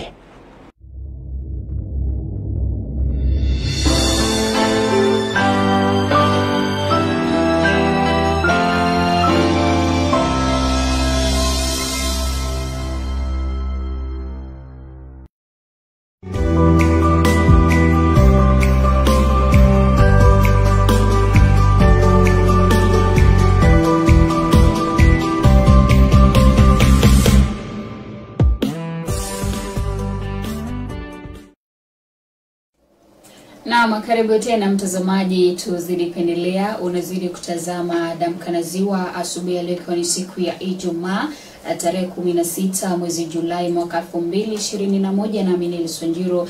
Tunaye Pastor Joe na tuna Wangereno hapa ambao wanatusaidia sana ili kuelewa mambo mengi sana ambayo yanahusiana na mapenzi. Tulipokuwa tunaenda mapumzikoni, kumbuka tulikupatia pia nafasi ya kuzungumza nasi, na naona kuna wale ambao wamefanya vile. Tutakuwa tunasoma hizo rafa. Na ni asante sana kwa kuzidi kututazama popote ambapo pia unatutazama. Tungependa kujua unatutazama ukiwa kaunti gani, ukiwa maeneo gani, ikiwezekana hadi ukiwa katika kitongoji kipi. Itakuwa ni swali ambalo ni nzuri kabisa. Turejee mada yetu ambapo tunaangazia mapenzi hapa. Tulipokuwa tunaenda mapumziko, tulikuwa tumeulizana ni nini ambacho kinasababisha watu ambao walikuwa wamependana, watu ambao walikuwa wameahidiana, alafu baadaye inafika mahali wanakuja kutengana. Ni nini ambacho huja hapo katikati kinahakikisha kwamba watu hawapo pamoja tena? Na iwapo hilo limetendeka, linaweza likarekebishwa vipi? Linaweza likarekebishwa by the way? Linaweza. Kwa sababu ile mambo yenye sana inafanya relationship iharibike. Ukishaanza kwanza ni pesa. Pesa unajua pesa itakuja, kila mtu anaingia na relationship na hope tutaomoka. So pesa inaweza kuja, ukute mpenzi wako umebadilika, ama pesa inaweza kosa, ulimpata akiwa na pesa mingi sana, ukute life happens, ukute hamna pesa tena. So pesa inaweza fanya relationship break. Na kuna remedies. Hiyo ni kitu ya kukaa chini na kuongea, tuko chini lakini tutaamka. Hatuna lakini tutatafuta. Ile kitu ingine inachangia sana hata in-laws. Wanaweza ingililia relationship yako, ukute you are breaking up. Na people should learn to mark boundaries. Ujue umeziwa mamako, umezielewa na baba yako, so you mark boundaries. Wasiingie sana, and they already have their lives. So in-laws of course. Vitu zingine zinafanya relationships break. Nilikuwa nimesema kama hizo unrealistic expectations, nitachange huyu mtu, nitambadilisha, tutapata watoto wanne alafu wanakosa. So watu mnapata excess, mnaanza kupigania sasa excess. Vitu zingine hata sex zinafanya relationship break, because you expect this person akue vile alikuwa before watoto, before apate watoto. Na unakuta hata sex imekosa unfaithfulness. So relationship inaweza break because of unfaithfulness too. Yes, na all of them ziko na remedies. As long as both parties are willing to sort it out, kuna remedies. Kale mimi napenda pasta atuambia hapo kwa in-laws. Ni nini huingia sana especially daughter-in-law and mother-in-law? Ni nini kinakuanga hapo katikati? Sijaelewa vizuri. Lakini nafikiri tu ni ile ladies they look down on each other. So pengine the lady, the wife look down on the mother naye anafanya the same. Ile kuona wanavutania kwamba huyu ni wangu, who has greater say na influence kwa huyu mwanaume. So the wife anajaribu kuonyeshana mimi ndio niko kwa sasa. So pengine ana push the influence yake to the extreme. To the extreme that the mother anaona ni kama unaninyang'anya mtoto wangu. Na mama pia anaweza kufanya the same, kwamba anaipush to the extreme. But sometimes hizi issues are conflicts, especially za in-laws, ukiangalia vizuri hazianzangi wakati watu washaolewa ama wameingia kwa marriage. Kulikuwa na tell signs hata mkidate. Wakati wamekutana unaona vile wana behave, unajua hapa kuna issues. Either mama hakupenda ama msichana hakupenda mama. Yaani walianzana kitambo, si kwamba tumeingia kwa ndoa. So those are important issues ambazo pia huwa zina contribute. Yes. Tulipokuwa tunaanza tukizungumzia kufaana, unapoenda kukubali mtu sasa tumependana tunataka kuoana, is in-laws a factor to consider? It's a factor, but it's not the main factor. It's important to get their opinion, and if possible to get them on board to support. Lakini sometimes inafika mahali kwamba wako against.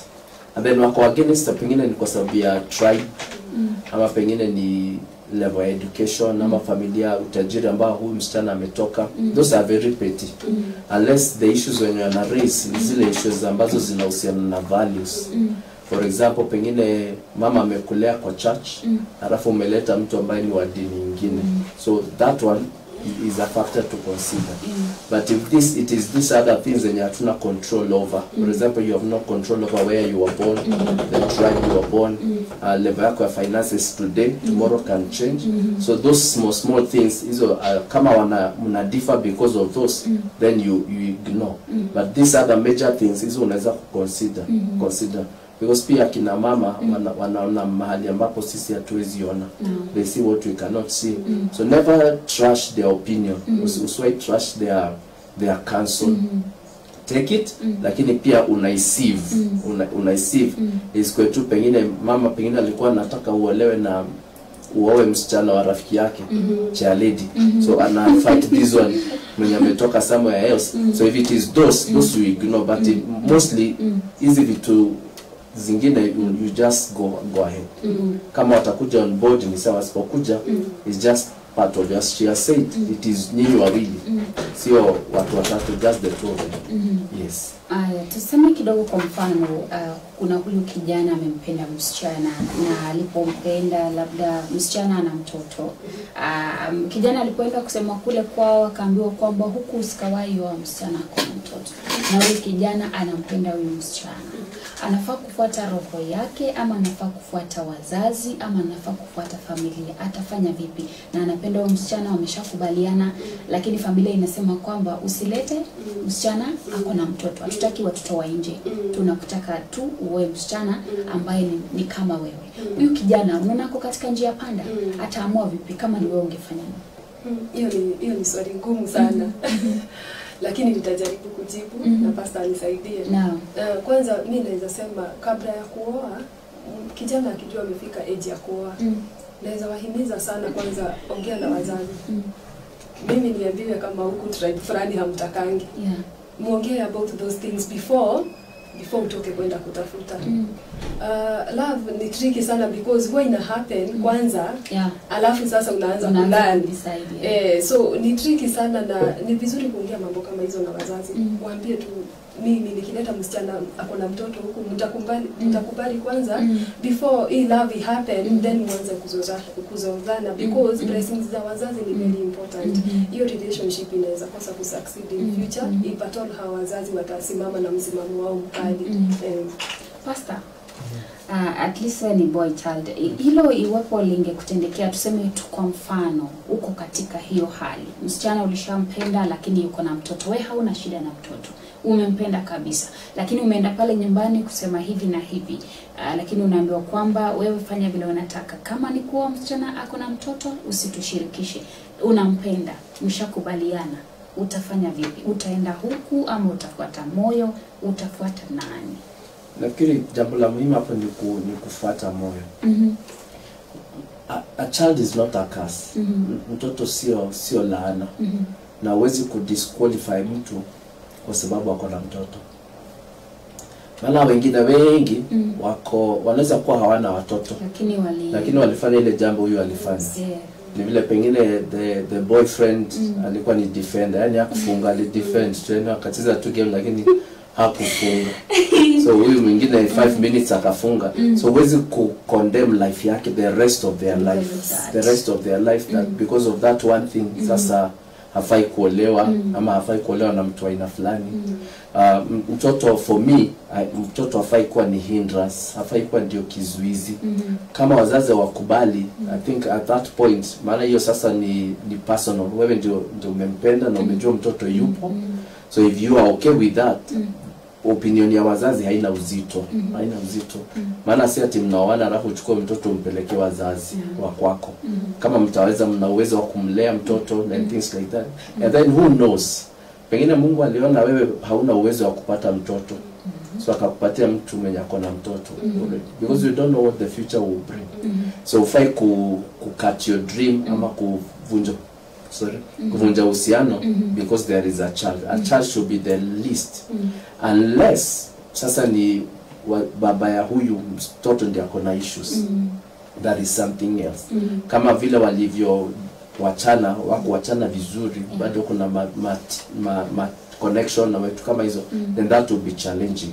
But if the father is out of the picture, ama anaweza kuwa in the picture but the relationship sasa iko safe, I think you can go ahead.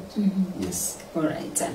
Tukisalia hapo kidogo, ningependa tuzungumzie hawa vijana ambao wanaitwa mama's boy. Yani kila kitu lazima.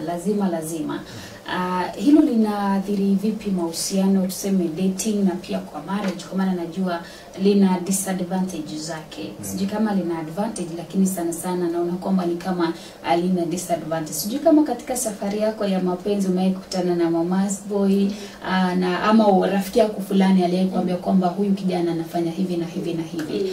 Hilo unajuaje kwanza ni mama's boy ambayo labda una date ama uko na yeye katika ndoa na isha happen? Nishaipitia. In fact my first money nishaipatana na mama's boy. Ulijuaje? Okay, of course kitu ya kwanza anashinda akikwambia ni mama yangu.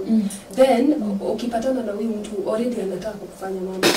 juu amekaa na mama kwa nyumba already, mkipatana hana ile view ati wewe ni girlfriend. So anataka kulin on you like you are also a mother. So these people don't hawajuangi ku make their own decisions. Kila kitu wanataka aende consult their mother. Then they are very responsible. Because amefunzwa kupewa na mamake, kuadvisiwa na mamake, kumekiwa decisions na mamake. So they rely, they lean on you on everything. They are not men enough. Ndio unaenda date, mkimaliza anatoka na kasimu, wewe unalipa. Hata atakwambia hata toka. Atakwambia tu unajua mimi sina pesa sasa. So they are very open because hawajui ni weakness. They believe they believe wako sawa, and that is how they know how ndio wanajua kuishi hivyo. So it is a weakness of parenting. Mzazi akiraise mtoto tu ajue one day watakuwa out of their houses.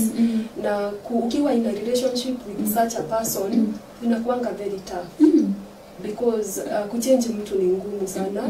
But you can encourage them out of it. Lakini naye mamake lazima participate hapa. Lazima akijua kijana yake amefika mahali age ya kuwa maana court. Lazima naye ajaribu kuadjust, lakini sana hawajuangi. They still want to be in the life of this boy. Lakini a good mother ni yule sasa ataanza kumpusha away, make a man. Yes.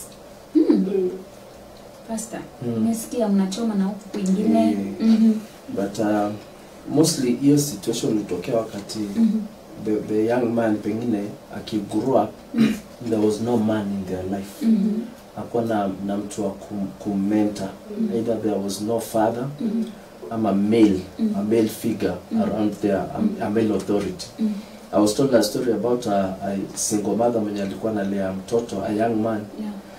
So wamekaa tu pamoja wao kwa wili kwa nyumba, wamegrow pamoja. So siku moja akawameenda kwa bathroom. Alipotoka kwa bathroom, unajua vile ladies huwa anajifunga towel hapa. So akaenda kwa change. So naye kijana akaenda kuoga. Kijana alipoenda kuoga, naye akatoka amejifunga towel the same way. Hapo ndio mama aliona hapa kuna shida. So akaanza kuintroduce to male figures in his life, ndio aweze kumentor na kunini. So some of those mama's boy ni vile hawakuwa exposed to a man in their lives. Ndio maana we encourage single ladies, if you have a son, expose that son to a man. He may not be their biological father, but a man mwenye atawaonyesha the other side. Because the way side ya the woman is a different side. So asipojua another way, even when they get married, what behave to what they saw. And you see, you can't be a man to a woman if you're behaving like their mother. Haitawa kama mama yako haitawa. So your exposure to a man, those are very important things. Yes. Yeah. Umesema kama ulikuwa umejaribu kumbadilisha. Yes, ni kazi ngumu. Ni kazi ngumu sana, especially if the mother is not giving you support. Na unaona ukiwa msichana hauwezi chukua kijana wenyewe uanze kumintroduce to a father figure. So it is the work of the mother. Kama vile pastor anasema, it is the work of the mother and let a father figure in the life of this boy. Ndio learn how to be a man. Changing a person is really difficult. But changing a child ni easier. Kama mtoto amekuwa mama's boy, kumchange ni rahisi. You can make him a man. Kwa hivyo inakuwa pia vigumu kuwabadilisha wawe wanaume wasiwe. Na unajua bado hao ndio wanaingia katika ndoa. Itakapofika mahali unaenda kumwitisha school fees, anashangaa si ni wewe mama wa homa unafaa kulipa vitu kama hivyo. Na natumai inadhiri kizazi ama? Yes, it does. It does. In psychology wanasemanga you're likely to become your first environment. So ile environment yenye ulizaliwa ya kwanza, you are likely to become that. You are likely to express that na to live that the rest of your life. Again, it is impossible for a wife to mentor a man. It doesn't work. Kuna ile ego yenye mwanaume anakuanga nayo. So you can't say as a wife you want to mentor this man push into manhood. It is not possible. Only a man can mentor another man. Ile Bible inasema iron sharpens iron. Lazima wakuwa the same material. So that is also very important. So hizo vitu zinaendelea from one generation to another. Tunaendelea tu, unaona huyu amepandisha hivyo, inaenda. So at some point itabidi sisi kama society to get to a place, especially the single ladies, we get to a place where now they wakubali kwamba they can't mentor men. So they expose their sons into places za mentor, either ni church to the pastors, ama ni kwa shule, whatever environment, ama ni kwa uncles ambao wamekuwa wakubwa kidogo, ama cousins, men who can mentor them, who can tell the young boy, this is how you do life, this is how you treat women, this is the responsibility, you must be responsible, you must have an identity, zile affirmation kwamba you are a man, you are not a boy anymore, yani umegrow. So hiyo society lazima to come in, the church and also anybody, men in authority, to just begin to mentor. Again, ni important kwa sasa na role models, that there are people, young people can look up to. So that is what I want to become. That is all, because pia watu wenye wako kwa limelight nao pia wako na issues zao. So ile exposure ambao watoto wetu pia the young men wanapatiwa is a negative one. So hiyo cycle itaendelea tu hivi ikizunguka until now we have good people ambao wako kwa limelight, ambao wana express hiyo culture, wana develop na commenter the young people. Yes. Right, yeah, ni kweli. Kidogo nataka tuangalie na turejee pale dating sasa na courting, kwa maana najua shida ikitokea hapa pia itatokea katika ndoa. Na katika hiki kizazi ni vigumu kujua huyu wako dating ama ako married, because siku hizi ni kama hakuna boundaries zinawekwa. Maybe tuanze kwako, msichana anapochumbiwa ama anapochumbiwa na mvulana, labda ni uchumba ambao utalead to marriage, ama maybe utakatikia hapo katikati, pastor amesema we be ready for anything. Ni mambo yapi anafaa kuwa anayafanya, ni yapi afai kuwa anafanya? What are the do's and the don'ts during hiyo kuchumbiana? Kwa msichana pia pastor atakutuambia kwa vijana, kwa vulana. Ile kitu ya kwanza, msichana hafai kufanya in a relationship ni kujaribu kucontrol, kuingia kwa life ya mtu, anataka kuchange huyo mtu. Unafaa uchezee nje, ulani huyu mtu, lakini don't try to control a person, because a man hapendi kucontrol, anapendi kucontroliwa, anapenda yeye a control. So msichana kitu ya kwanza should learn a man anatakanga nini, a man anatakanga mtu ana submit. So when you start controlling a man, submission, anaona hauna submission. So unaposema control, hebu to break it down, unamaanisha nini? Control ni kama making decisions for someone, kufuata mtu extremely. You make these calls, hata mtu hana breathing space. You are trying to control this person. Kila mahali, akienda kila mahali, you want to know where they are the whole day. Men don't like that. Wana feeling like they are being choked. So lazima msichana learn men wanatakanga aje. Men wanataka sasa tuachilie. Si kuachilia, but you give them the space with a lot of respect. You respect them instead of controlling them. So you be submissive, because sign ya kwanza atajua, akijua hauko submissive, hiyo ni sign ya kwanza where you can't make a wife.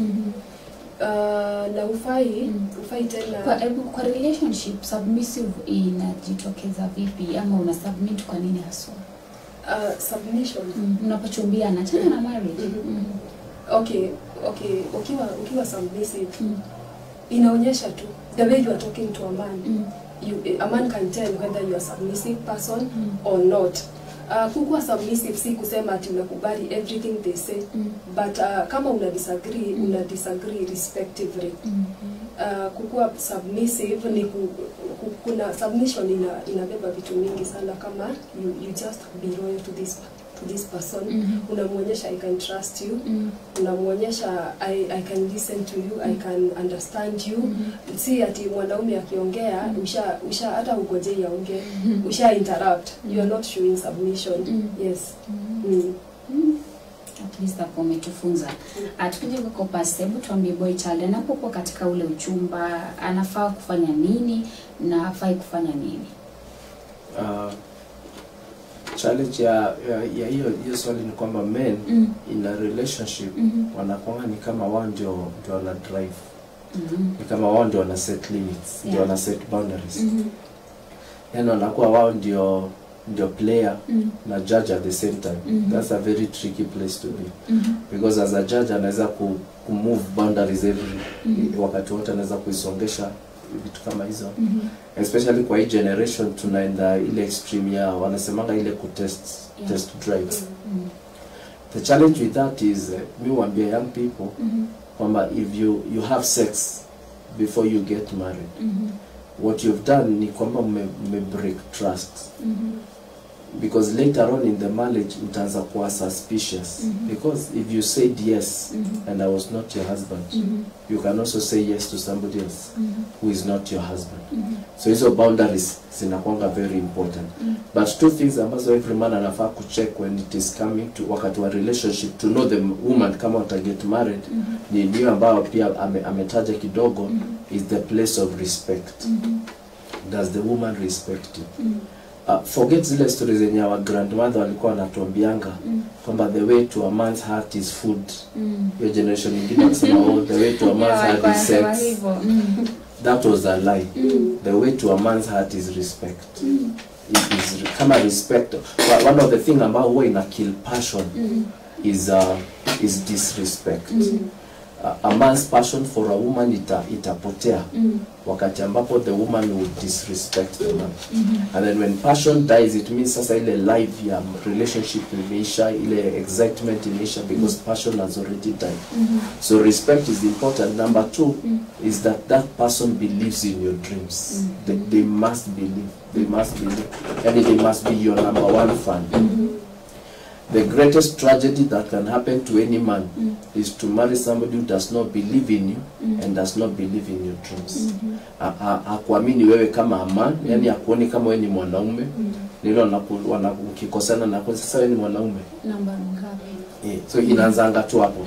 If you discover they don't believe you as a man, that what you say haina uzito. Mkisema mnakutana saa 2, atakuja saa 4 na hataona ikiwa anything, hata apologize or anything, ataona tu sio kitu kubwa. So they must believe in you, they also must believe in your dreams.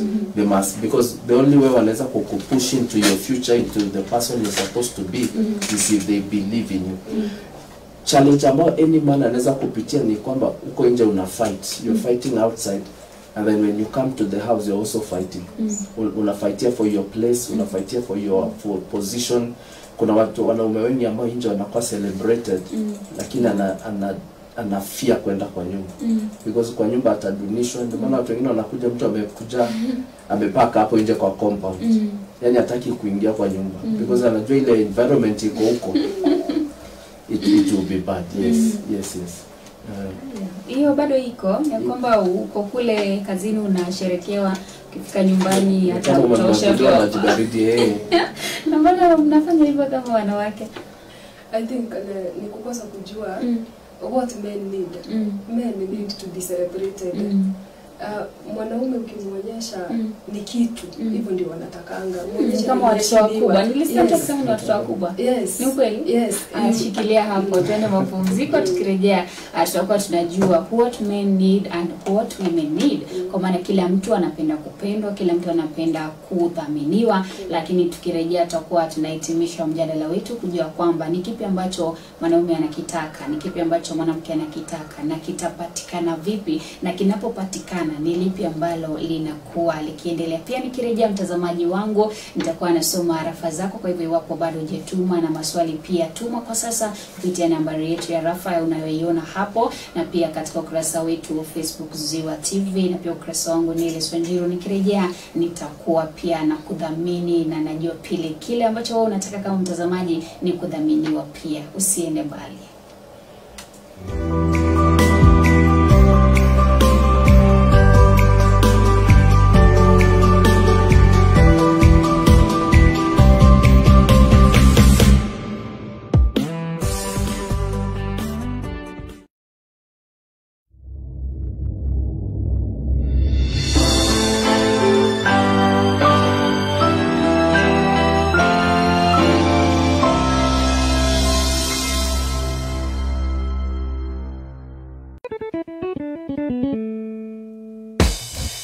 tabarĩra ya kĩgoco gĩa Ziwa o wa gatano thaa 4 nginyagia thaa 6 cia ũtukũ tũgakũnengereria kĩgoco mwaki ũgacoka ũkaiyũrĩrwo cia kĩroho nĩ ndungata cia Ngai twamũkĩre mĩtambo-inĩ ya Ziwa TV o ũndũ ũmwe na nenda-inĩ cia ũkinyanĩria Ziwa TV Facebook na YouTube. Karanja wa Mwaura and the band wĩkenere.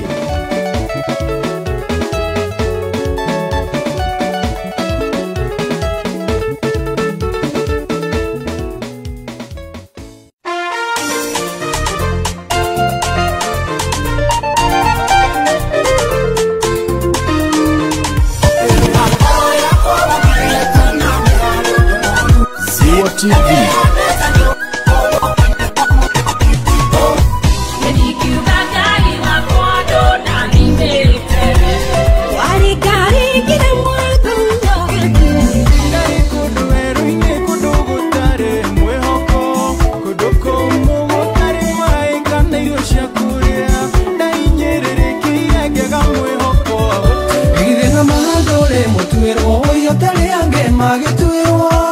Ziwa TV.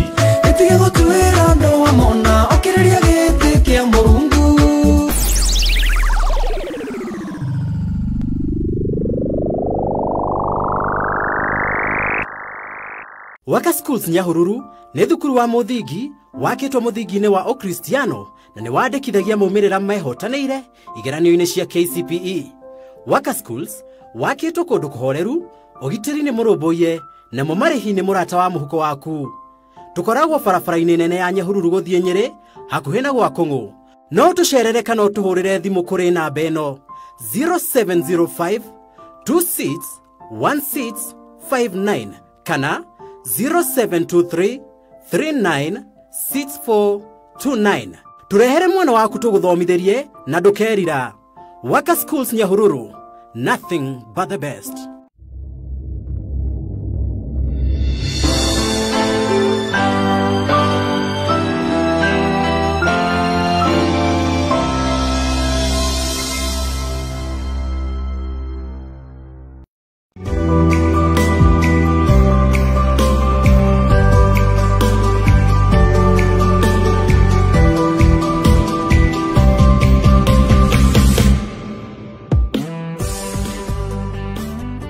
Masodakta mtazamaji, na karibu tena katika awamu yetu ya mwisho hii leo katika mjadala wetu ambao ni wa mapenzi.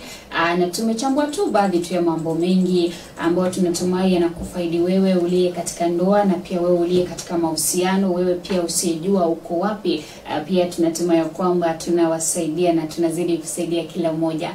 Kumbuka kwamba tumekuwa tukichanganua watu kufana inamaanisha nini, katika ndoa ni yapi ambayo yanajiri, katika uchumba pia ni yapi ambayo tunafaa kuiangazia sana, na baadhi tu ya mada tofauti hapa kuhusiana na siku ya leo ambayo ni siku ya Ijumaa. Tunasema kwamba ni siku ya mapenzi Friday. Kumbuka tumekupatia pia nafasi, iwapo una swali lolote pia ukaweza kulituma, alafu tutakuwa tunaangaza. Kwa sasa niruhusu kidogo niwataje tu baadhi ya wale ambao wanazidi kutazama, kwa maana ni wengi tena sana na ni asante sana. Namuona Returo Rai anasema kwamba napenda hiyo, asante sana. Kuna Chelangate Mutahi, asante kwa kuzidi kutazama. Kuna Mark K. Gitonga anasema kwamba kufana lazima kufana ndio kufanana. Asante sana. Huyo ni muhenga. Eddie Teddy Njambi anasema kwamba Edua Qtex yuko ndani. Salimia Esther Ngereno na Pastor Waniuba the Sana, they are amongst our great heroes in Nyahururu town. Okay, kwa hivyo leo nina maheroes na maheroines.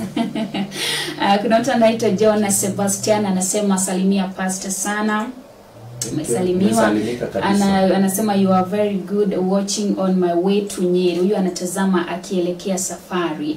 Asante sana John Sebastian. Kuna Mary Size pia anasema anatutazama vizuri, anasema yuko ndani. Mary Size nakupenda sana kwa maana kazi yake tu anasema niko ndani, sitoki, niko ndani.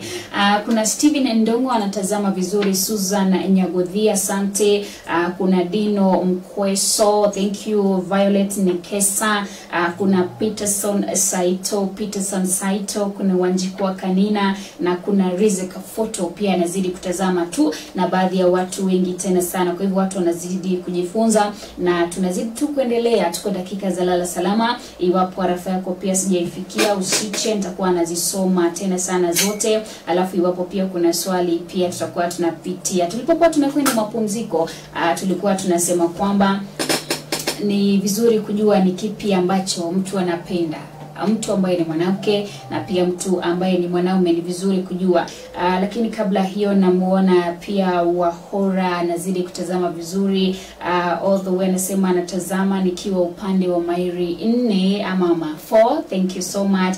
Anatazama vyema tena sana. Anasema Ziwa is here. Good morning too. Asante sana. Na wengi tu, iwapo arafa yako sijaisoma pia nitakuwa nazisoma tu zote. Lakini kwa sasa acha tujue katika mahusiano na pia katika familia, mwanamke anapenda nini na pia mwanaume anapenda nini. Na kwa maana Pastor Joe, natumai kuna huyu mwanamke ambaye umeishi naye kwa miaka kadhaa, umekuja kutambua wanawake wanapenda nini katika mahusiano na katika ndoa pia. I think mostly kwao ni security. Security ya future. Kwamba hapa ambapo wako kesho yao iko safe, iko guaranteed. Kwamba hata ondolewa kwa space yake ama space yake itachukuliwa na mtu mwingine. So I think that is number one, very important. Na pia kuna ile sense ya kutaka ku belong. Kwamba I am part. Kwamba mimi sio wa nje, mimi ni sehemu ya hapa. Kwamba I am part of your finances, niko na usika kwa kila kitu ambacho kinahusu familia hii. Na vile vile ile upendo. Na upendo pia wanawake wanapenda upendo ambao iko expressed differently. Kuna wale ambao wanapenda gift, kuna wale ambao wanapenda time tu, kuna wale wa touch, kuna wengine ile tu kucommunicate na wao. So kila mwanamke ana needs zake zinakuwa and then for a woman their needs keep changing. It's not like for us. The ladies who hasn't changed depending na age. Kuna kitu ambacho kilikuwa kinamu-excite at 30s, at 50s is not an excitement anymore. Kuna mahali alikuwa kwa excited kuenda out na mavitu kama hizo. Sasa kuna responsibility ya tuwili tutatu. So kuna vitu zenye sasa si priority. So kuna hizo stages ambazo wanapitia ambazo ziko na different needs that come with age. Yes.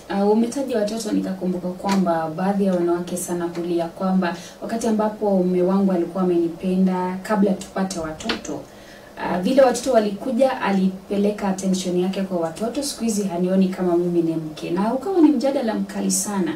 Hakuna vile wanaume mnaweza stick to that love. Bado ni mke wako, bado ni sweetheart wako, watoto watalelewa, watasoma, watakwenda, mtabaki wawili.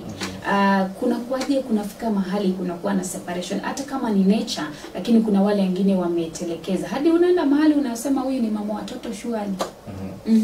Nafikiri mtu anafaa for the man anafaa kuwa intentional. Because some of these things zina happening to by default. Si kwamba tumetaka. Ni vile sasa kuna this watoto wamekuja into the picture.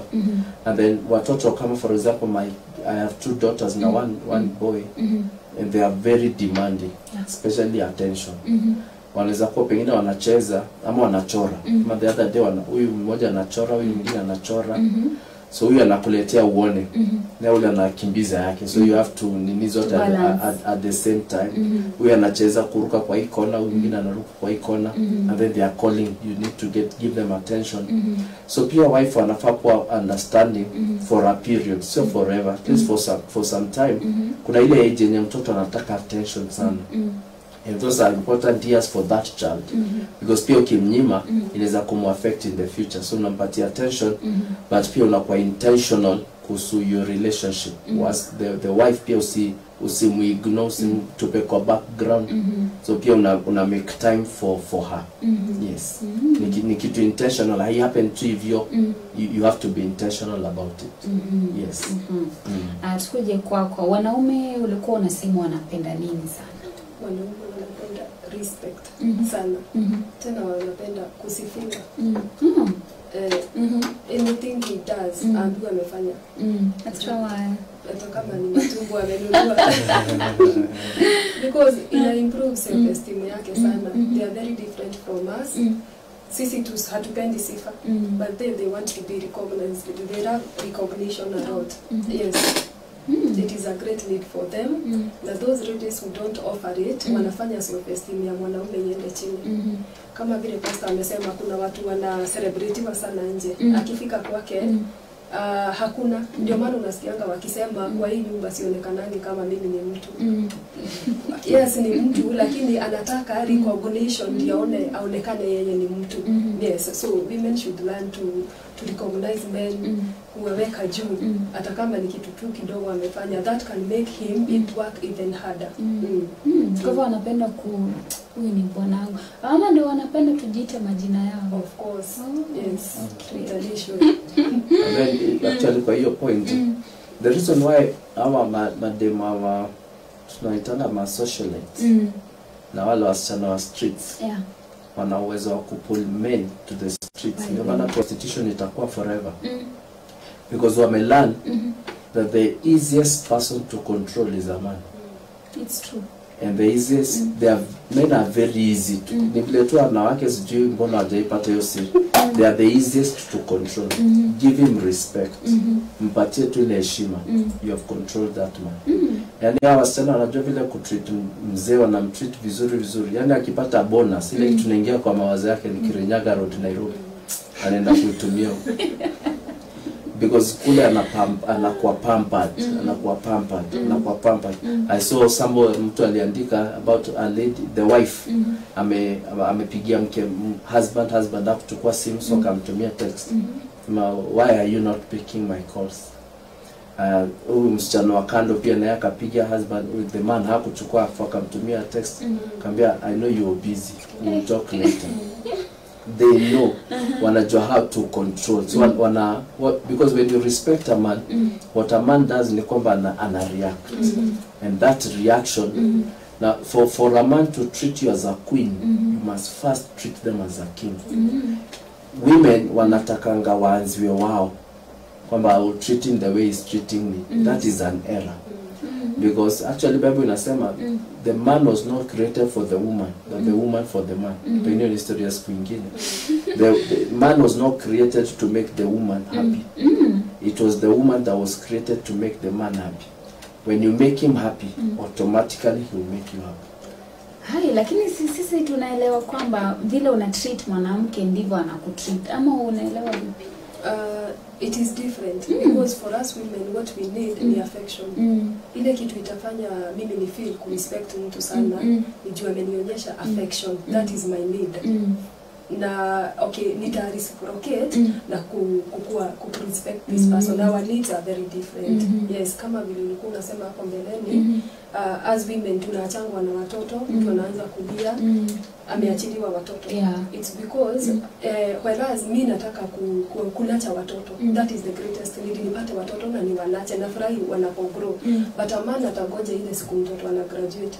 Hapo ndio atatokezea aseme mtoto wangu amesoma hii na hii amegraduate, because for him the need is success. Yeye anataka success na mimi niko pale kwa fruitfulness. So our needs are totally different na tuna reciprocate mtu akireceive yake yenye ana need. So kama nimekuelewa vizuri pastor, ni sisi tuanze alafu nyinyi mfuate. Sio nyinyi mwanze tufuate. Hiyo story nafikiri ilitoka tu kwa streets, lakini haijatoka kwa God. From God's perspective, ndio maana actually Bible inasema mwanamke ndio ujenga nyumba, haisemi mwanamume. Mwanamke ndio ujenga. So what a man does is that a man ndio who react, yani who respond. Just look at couples when you succeed, when vile husband ana treat the wife, ana treat vizuri mpaka unatamani sema that is my couple goals zangu. Uta discover if you look carefully, utaona the level of respect in that woman has for that man is too high. So that the man ana ile tu by default and respond in love and respond in affection and treat as a king, as a queen, because the woman amechukua the first step ya ku recognize that this is my husband. The Bible inasema kwamba Sarah alikuwa anaita husband yake Lord. Yani alikuwa amempatia value. Hii generation hatuko yote. Yani hii generation ya equality. Ama mie au na hizo misemo tu zimetoka huko kwa street kwamba mwanamke simpatie mbegu atapatia mtoto, simpatie home, a house, make it a home, those kind of things. Kuna a truth in that, but if you want a successful marriage, you as a woman take the first step. If you take the first step, the man will respond. We are the easiest to deal with. Leo tumelani leo natumai haya kati ya wanaume na pia wanawake, sijui tuanze wapi.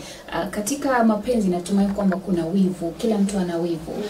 Ni nani ambaye ana wivu zaidi kushinda mwingine? Sijui kama tunaweza quantify. Because I think it depends. Unajua kwa love hatuwezi jidanganya ati nakuanga iko. Kwa relationship kuna mtu anakuanga anaanguka sana. Lakini inalingana na temperaments. Because there are people mwenye akiingia kwa relationship anakuwa very deep. Like people wenye wanaitwa melancholic, sound watu very deep. Kuna mtu mwingine si ati hapendi, lakini njia yake ya kupenda yeye hasink sana. So I think ina depend na personality ya mtu.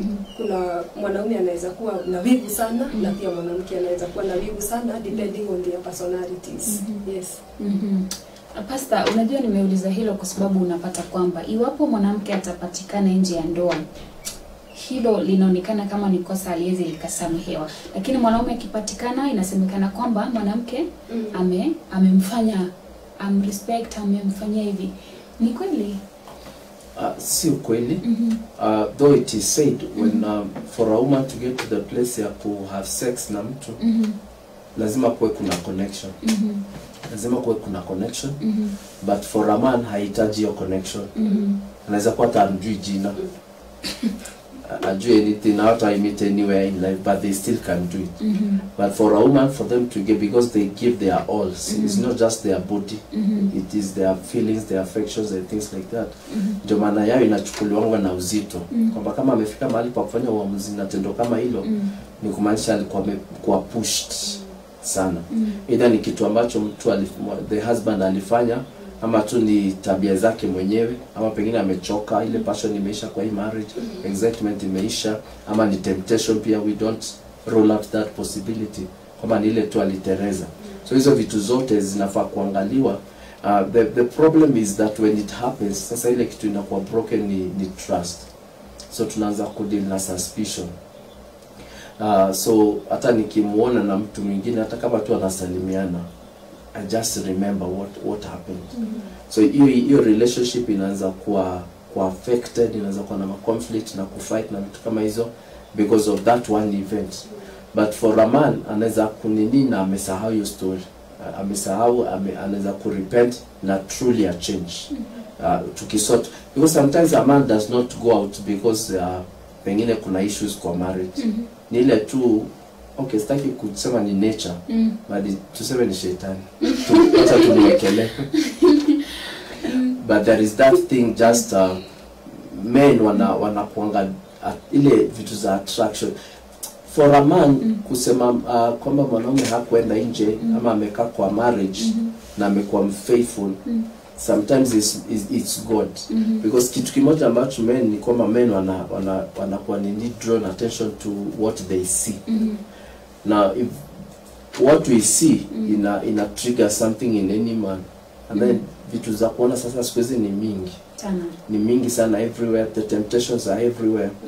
So it is just kwamba mtu akwe principled, kwamba ile kitu ulisema wakati wa harusi kwamba I say no to all, it is just you, and then you just stick to that, na unaomba Mungu akusaidie every day. Because one of the temptation ambao hatutawahi sema mtu ame overcome is sexual temptation. So long as you are on earth, that will be a daily temptation. It is something you fight every day. You fight every day. So una dealing na zile triggers, what triggers these kind of things. So una avoid hizo, kama ni movie una avoid, kama ni a certain relationship based unaona hii direction yenye tunaenda tutamalizia mahali fulani, so you cut off. You just cut off like that every day, every day. Yes. Wow, back to hiyo compatibility kidogo. Tuseme kwa mfano umerealize ya kwamba ulipoingia katika ndoa, huyu si mtu ambaye nilikuwa nadhania ni yeye, na mambo yamebadilika kabisa na utaki kumdivorce kwa maana labda unaogopa? Unajua kwanza wanawake wanaogopa ile emotional healing, whatever.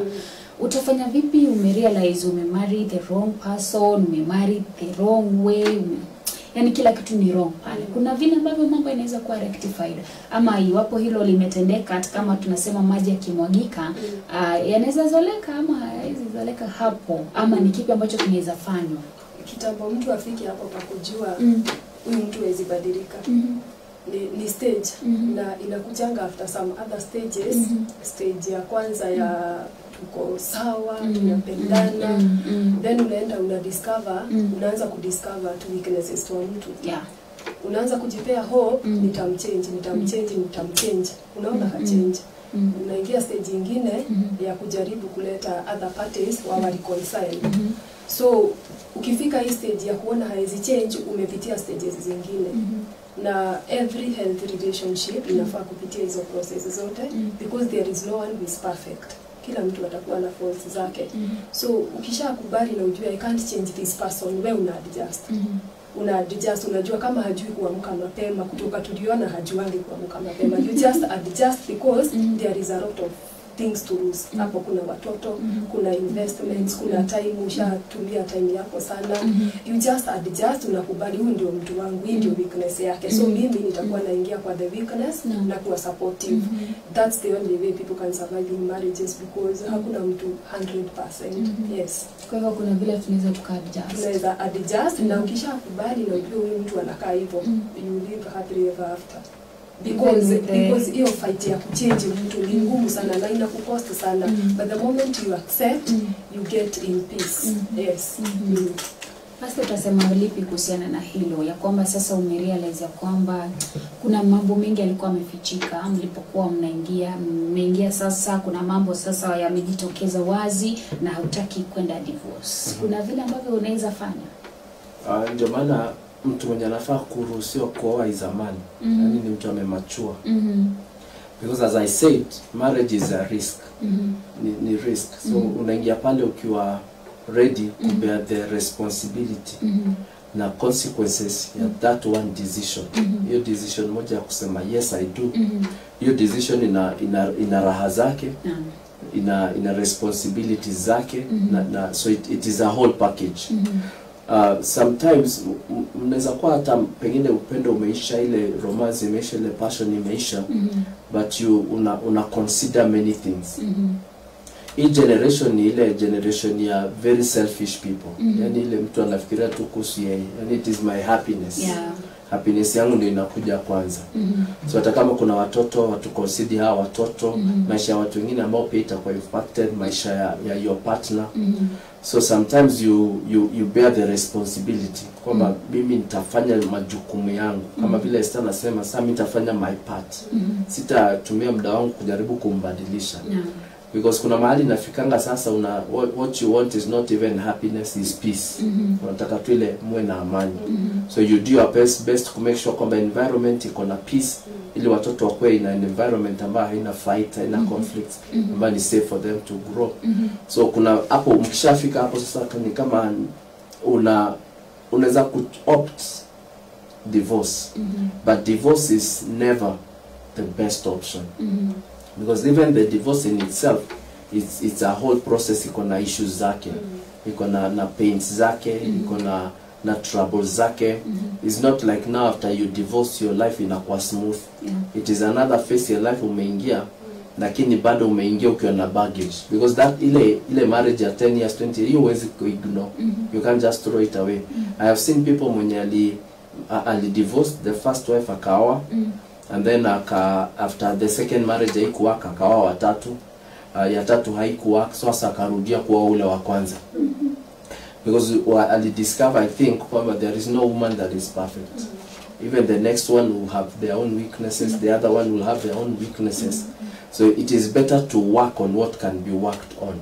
As somebody said, Mungu nisaidie to change what I can change, and also to accept what I cannot, and the serenity to know the difference. So kuna ile unaona hii miaka imeisha, miaka 10, 20 hajaibadilika, so you just accept it. So wacha nikubali tu even ndivyo yako, so I fit in. So me I change to accommodate his weakness. Yes. Wow, hapo kwa weakness pia unajua, natumai kwamba pia wanawake wanafaa kustop kushare kila kitu kule nje. Na kuna wanawake ambao hawana hizo, hawana hilo. Wanapogongwa na kitu katika ndoa lazima tu waende.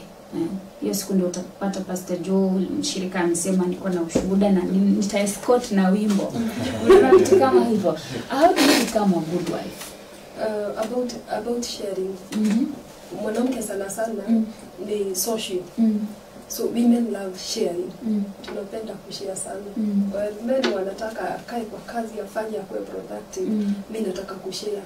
And it helps us because we are very emotional. Tunaweza pata depression, tunaweza pata ulcers, tunaweza fanya mess kwa nyumba. So what women should do when they are going through challenges, kwa marriage ama kwa relationships, it is to share, but share to the right people. Because sometimes ni kama kuandika mwanaume. Kienda kushare kwa mother-in-law, unaambia mother-in-law the weaknesses of a man, you are not helping. Because first of all you are making a mistake. Huyu ni mtoto wake, you are not sharing to the right person, so most of the time at aside na mtoto wake. So I would encourage women, yes, we love sharing, we love being social, but twende kwa the right people, like counselors, like if I'm a lady and I want nataka kushare problem about my husband, niambie mtu mwenye atanisaidia, mwenye atasaidia my husband. Go to a senior man than him. Don't go to kushare problems za your husband to your mother-in-law, to mama pastor. You should go to a person who is a higher level, mwenye this man will feel hauja hurt ego yake, hauja muadamaini. Yes, about sharing, it is okay, but to the right people. To the right people. Na natumai kwamba watu watajua the right people. Naona pia tunapoendelea pia muda wetu unatupa kisogo. Labda Pastor, kuna kile ambacho ulikuwa unahisi ukikuja hapa lazima uambie watu kuhusiana na marrying wrong, kuhusiana na vitu kama hivyo. Muda ni wako sasa. Alright. Kitu ambacho nimediscover kwamba the worst thing inaweza happen to anybody is to marry wrong. To marry wrong is not necessarily to marry the wrong person. Ni kwamba hamkulay the right foundation at the beginning. Yani mliingilia tu hivyo bila kuangalia yale mambo ya msingi about your values, direction ambayo mngependa life iende, vitu ambavyo mngependa kuachieve, your dreams, na vile Esther amesema pia ile personalities, ile compatibility mnaingiana. Before mu make your decision, sasa you're getting into marriage, lazima ukueshua kwamba you're compatible, yani mmeingiana kweli, mmeingiana, especially those 5 things ambazo nilitaja. Perspective yenu lazima ikuwe the same. Watu wengi hutumia time ya dating na courting, kwenda coffee na vitu kama hizo, but that time is designed to get to know each other, to get to bring each other to the same path, yani mkuje kwa the same way of seeing things, the same mindset and things like that. Nimeona watu ambao walikuwa very successful as young people, they married wrong and then maisha yao yakaenda chini.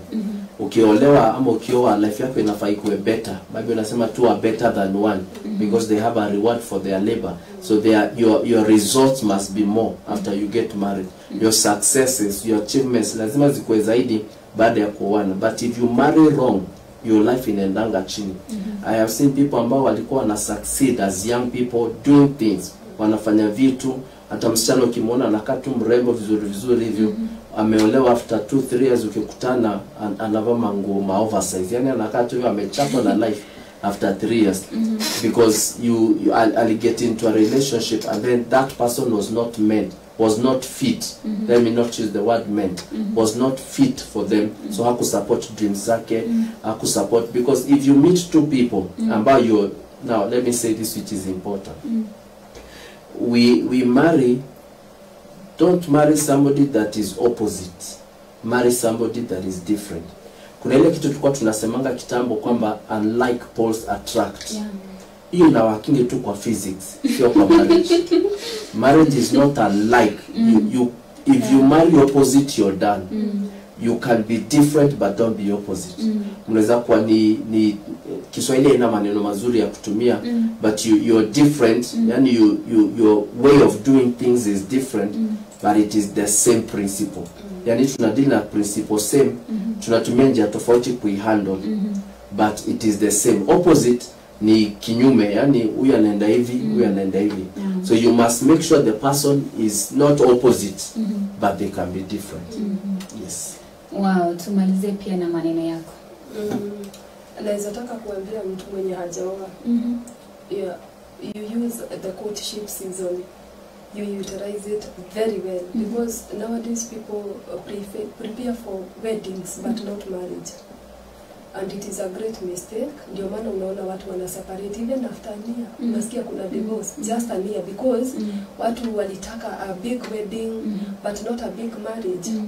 Then this person, I should tell a person mwenye hana mtu. Unajua kuna watu wanasema wanaongea nini na sina mtu, nimetafuta nikakosa. Just I'll tell that person, just marry your friend. Kama kuna you have a friend, you know a friend, mtu una spend time na yeye, unajua weaknesses zake, unajua alikuwa amechokozwa na nani last week, go ahead and marry that person. It will work. Na labda kuna yule pia amefikisha miaka anajiuliza, kwani Mungu wako wapi? Kwani Mungu wako wapi? Ako na kila kitu, ako na unajua wanasemanga nitoke primary niende high school, niende chuo kikuu, nipate kazi, alafu bibi umepata kufika kwa bibi ni giza. Ile kitu ambayo mtu anafaa kuelewa, vile nilikuwa nimesema kwamba marriage sio purpose ya life, na sio kila mtu atawaiolewa makuoa. It's not meant that everybody on earth, because actually ukisema Bible kuna sema ile kutakuwa na wanawake 7 wanashikilia mtu mmoja, inamaanisha kuna 6 in every environment ambao hawatakuwa na mtu. So you should get to a place where you're comfortable with yourself, and see life yako in perspective ya purpose, not in the perspective ya marriage. Kwamba marriage add to who you are. You're already perfect, you're already complete as a person, either as a man or a woman. So una pursue kile ambacho kilikuleta duniani. If God allows kwamba the right person akuje your way, then una embrace and then you move on. If they do not come, well and good. Pengine kama ni mtoto ungependa, because watu wengi sasa wamefika mahali penye akiona miaka imeenda na hakuna mtu, anaamua tu kupata mtoto. Na tukijamaa tu hivi na wanakuandikania kwamba after today nikisha nini tunamalizana, namba zangu zifute, jina langu lisahau milele. So again, huyo mtoto atakuwa na issues in the future. Probably you can go the direction ya adopt and things like that, but just be comfortable as you.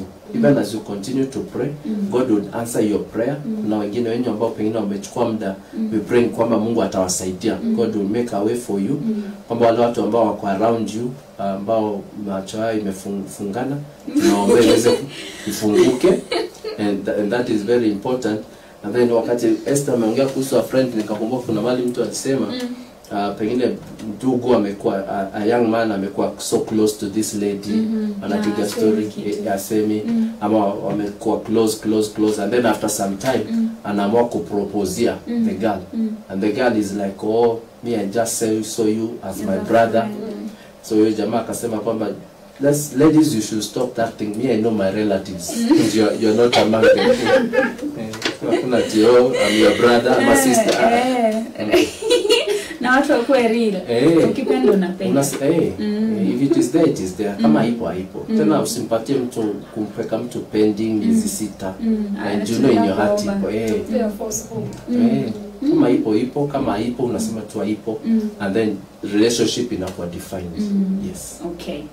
Asanteni sana pia kwa kuja, nimefurahia sana, na natumai pia mtazamaji ameweza kujua kile ambacho anafaa kukifanya. Naona tuhitimishie hapo, lakini kumbuka nilikuwa nimekuahidia kwamba nitakuwa na kupatia kidogo baadhi ya matokeo kule Kiambaa tunapomalizia, ambapo tuliweza kuona mgombea wa UDA ndiye alikuwa ameongoza kwa 50.78, akafuatwa na Jubilee kwa 47.09, na pia akafuatwa na acha tusiseme kwa maana kura zake hizo hazikupendeza, zilikuwa zinataniwa sana katika mitandao ya kijamii.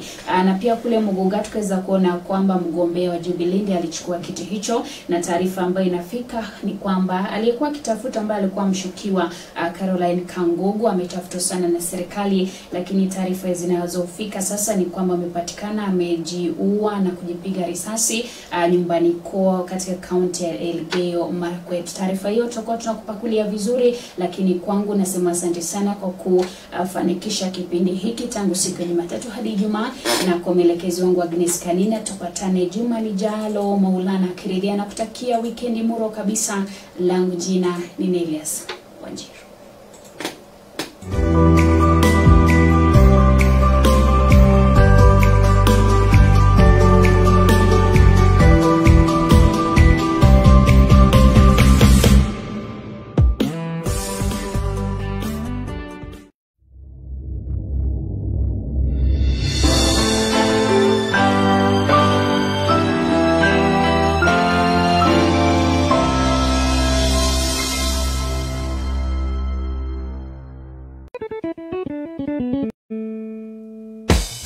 Tafarĩra ya kĩgoco gĩa Ziwa o wa gatano thaa 4 nginyagia thaa 6 cia ũtukũ tũgakũnengereria kĩgoco mwaki ũgacoka ũkaiyũrĩrwo cia kĩroho nĩ ndungata cia Ngai twamũkĩre mĩtambo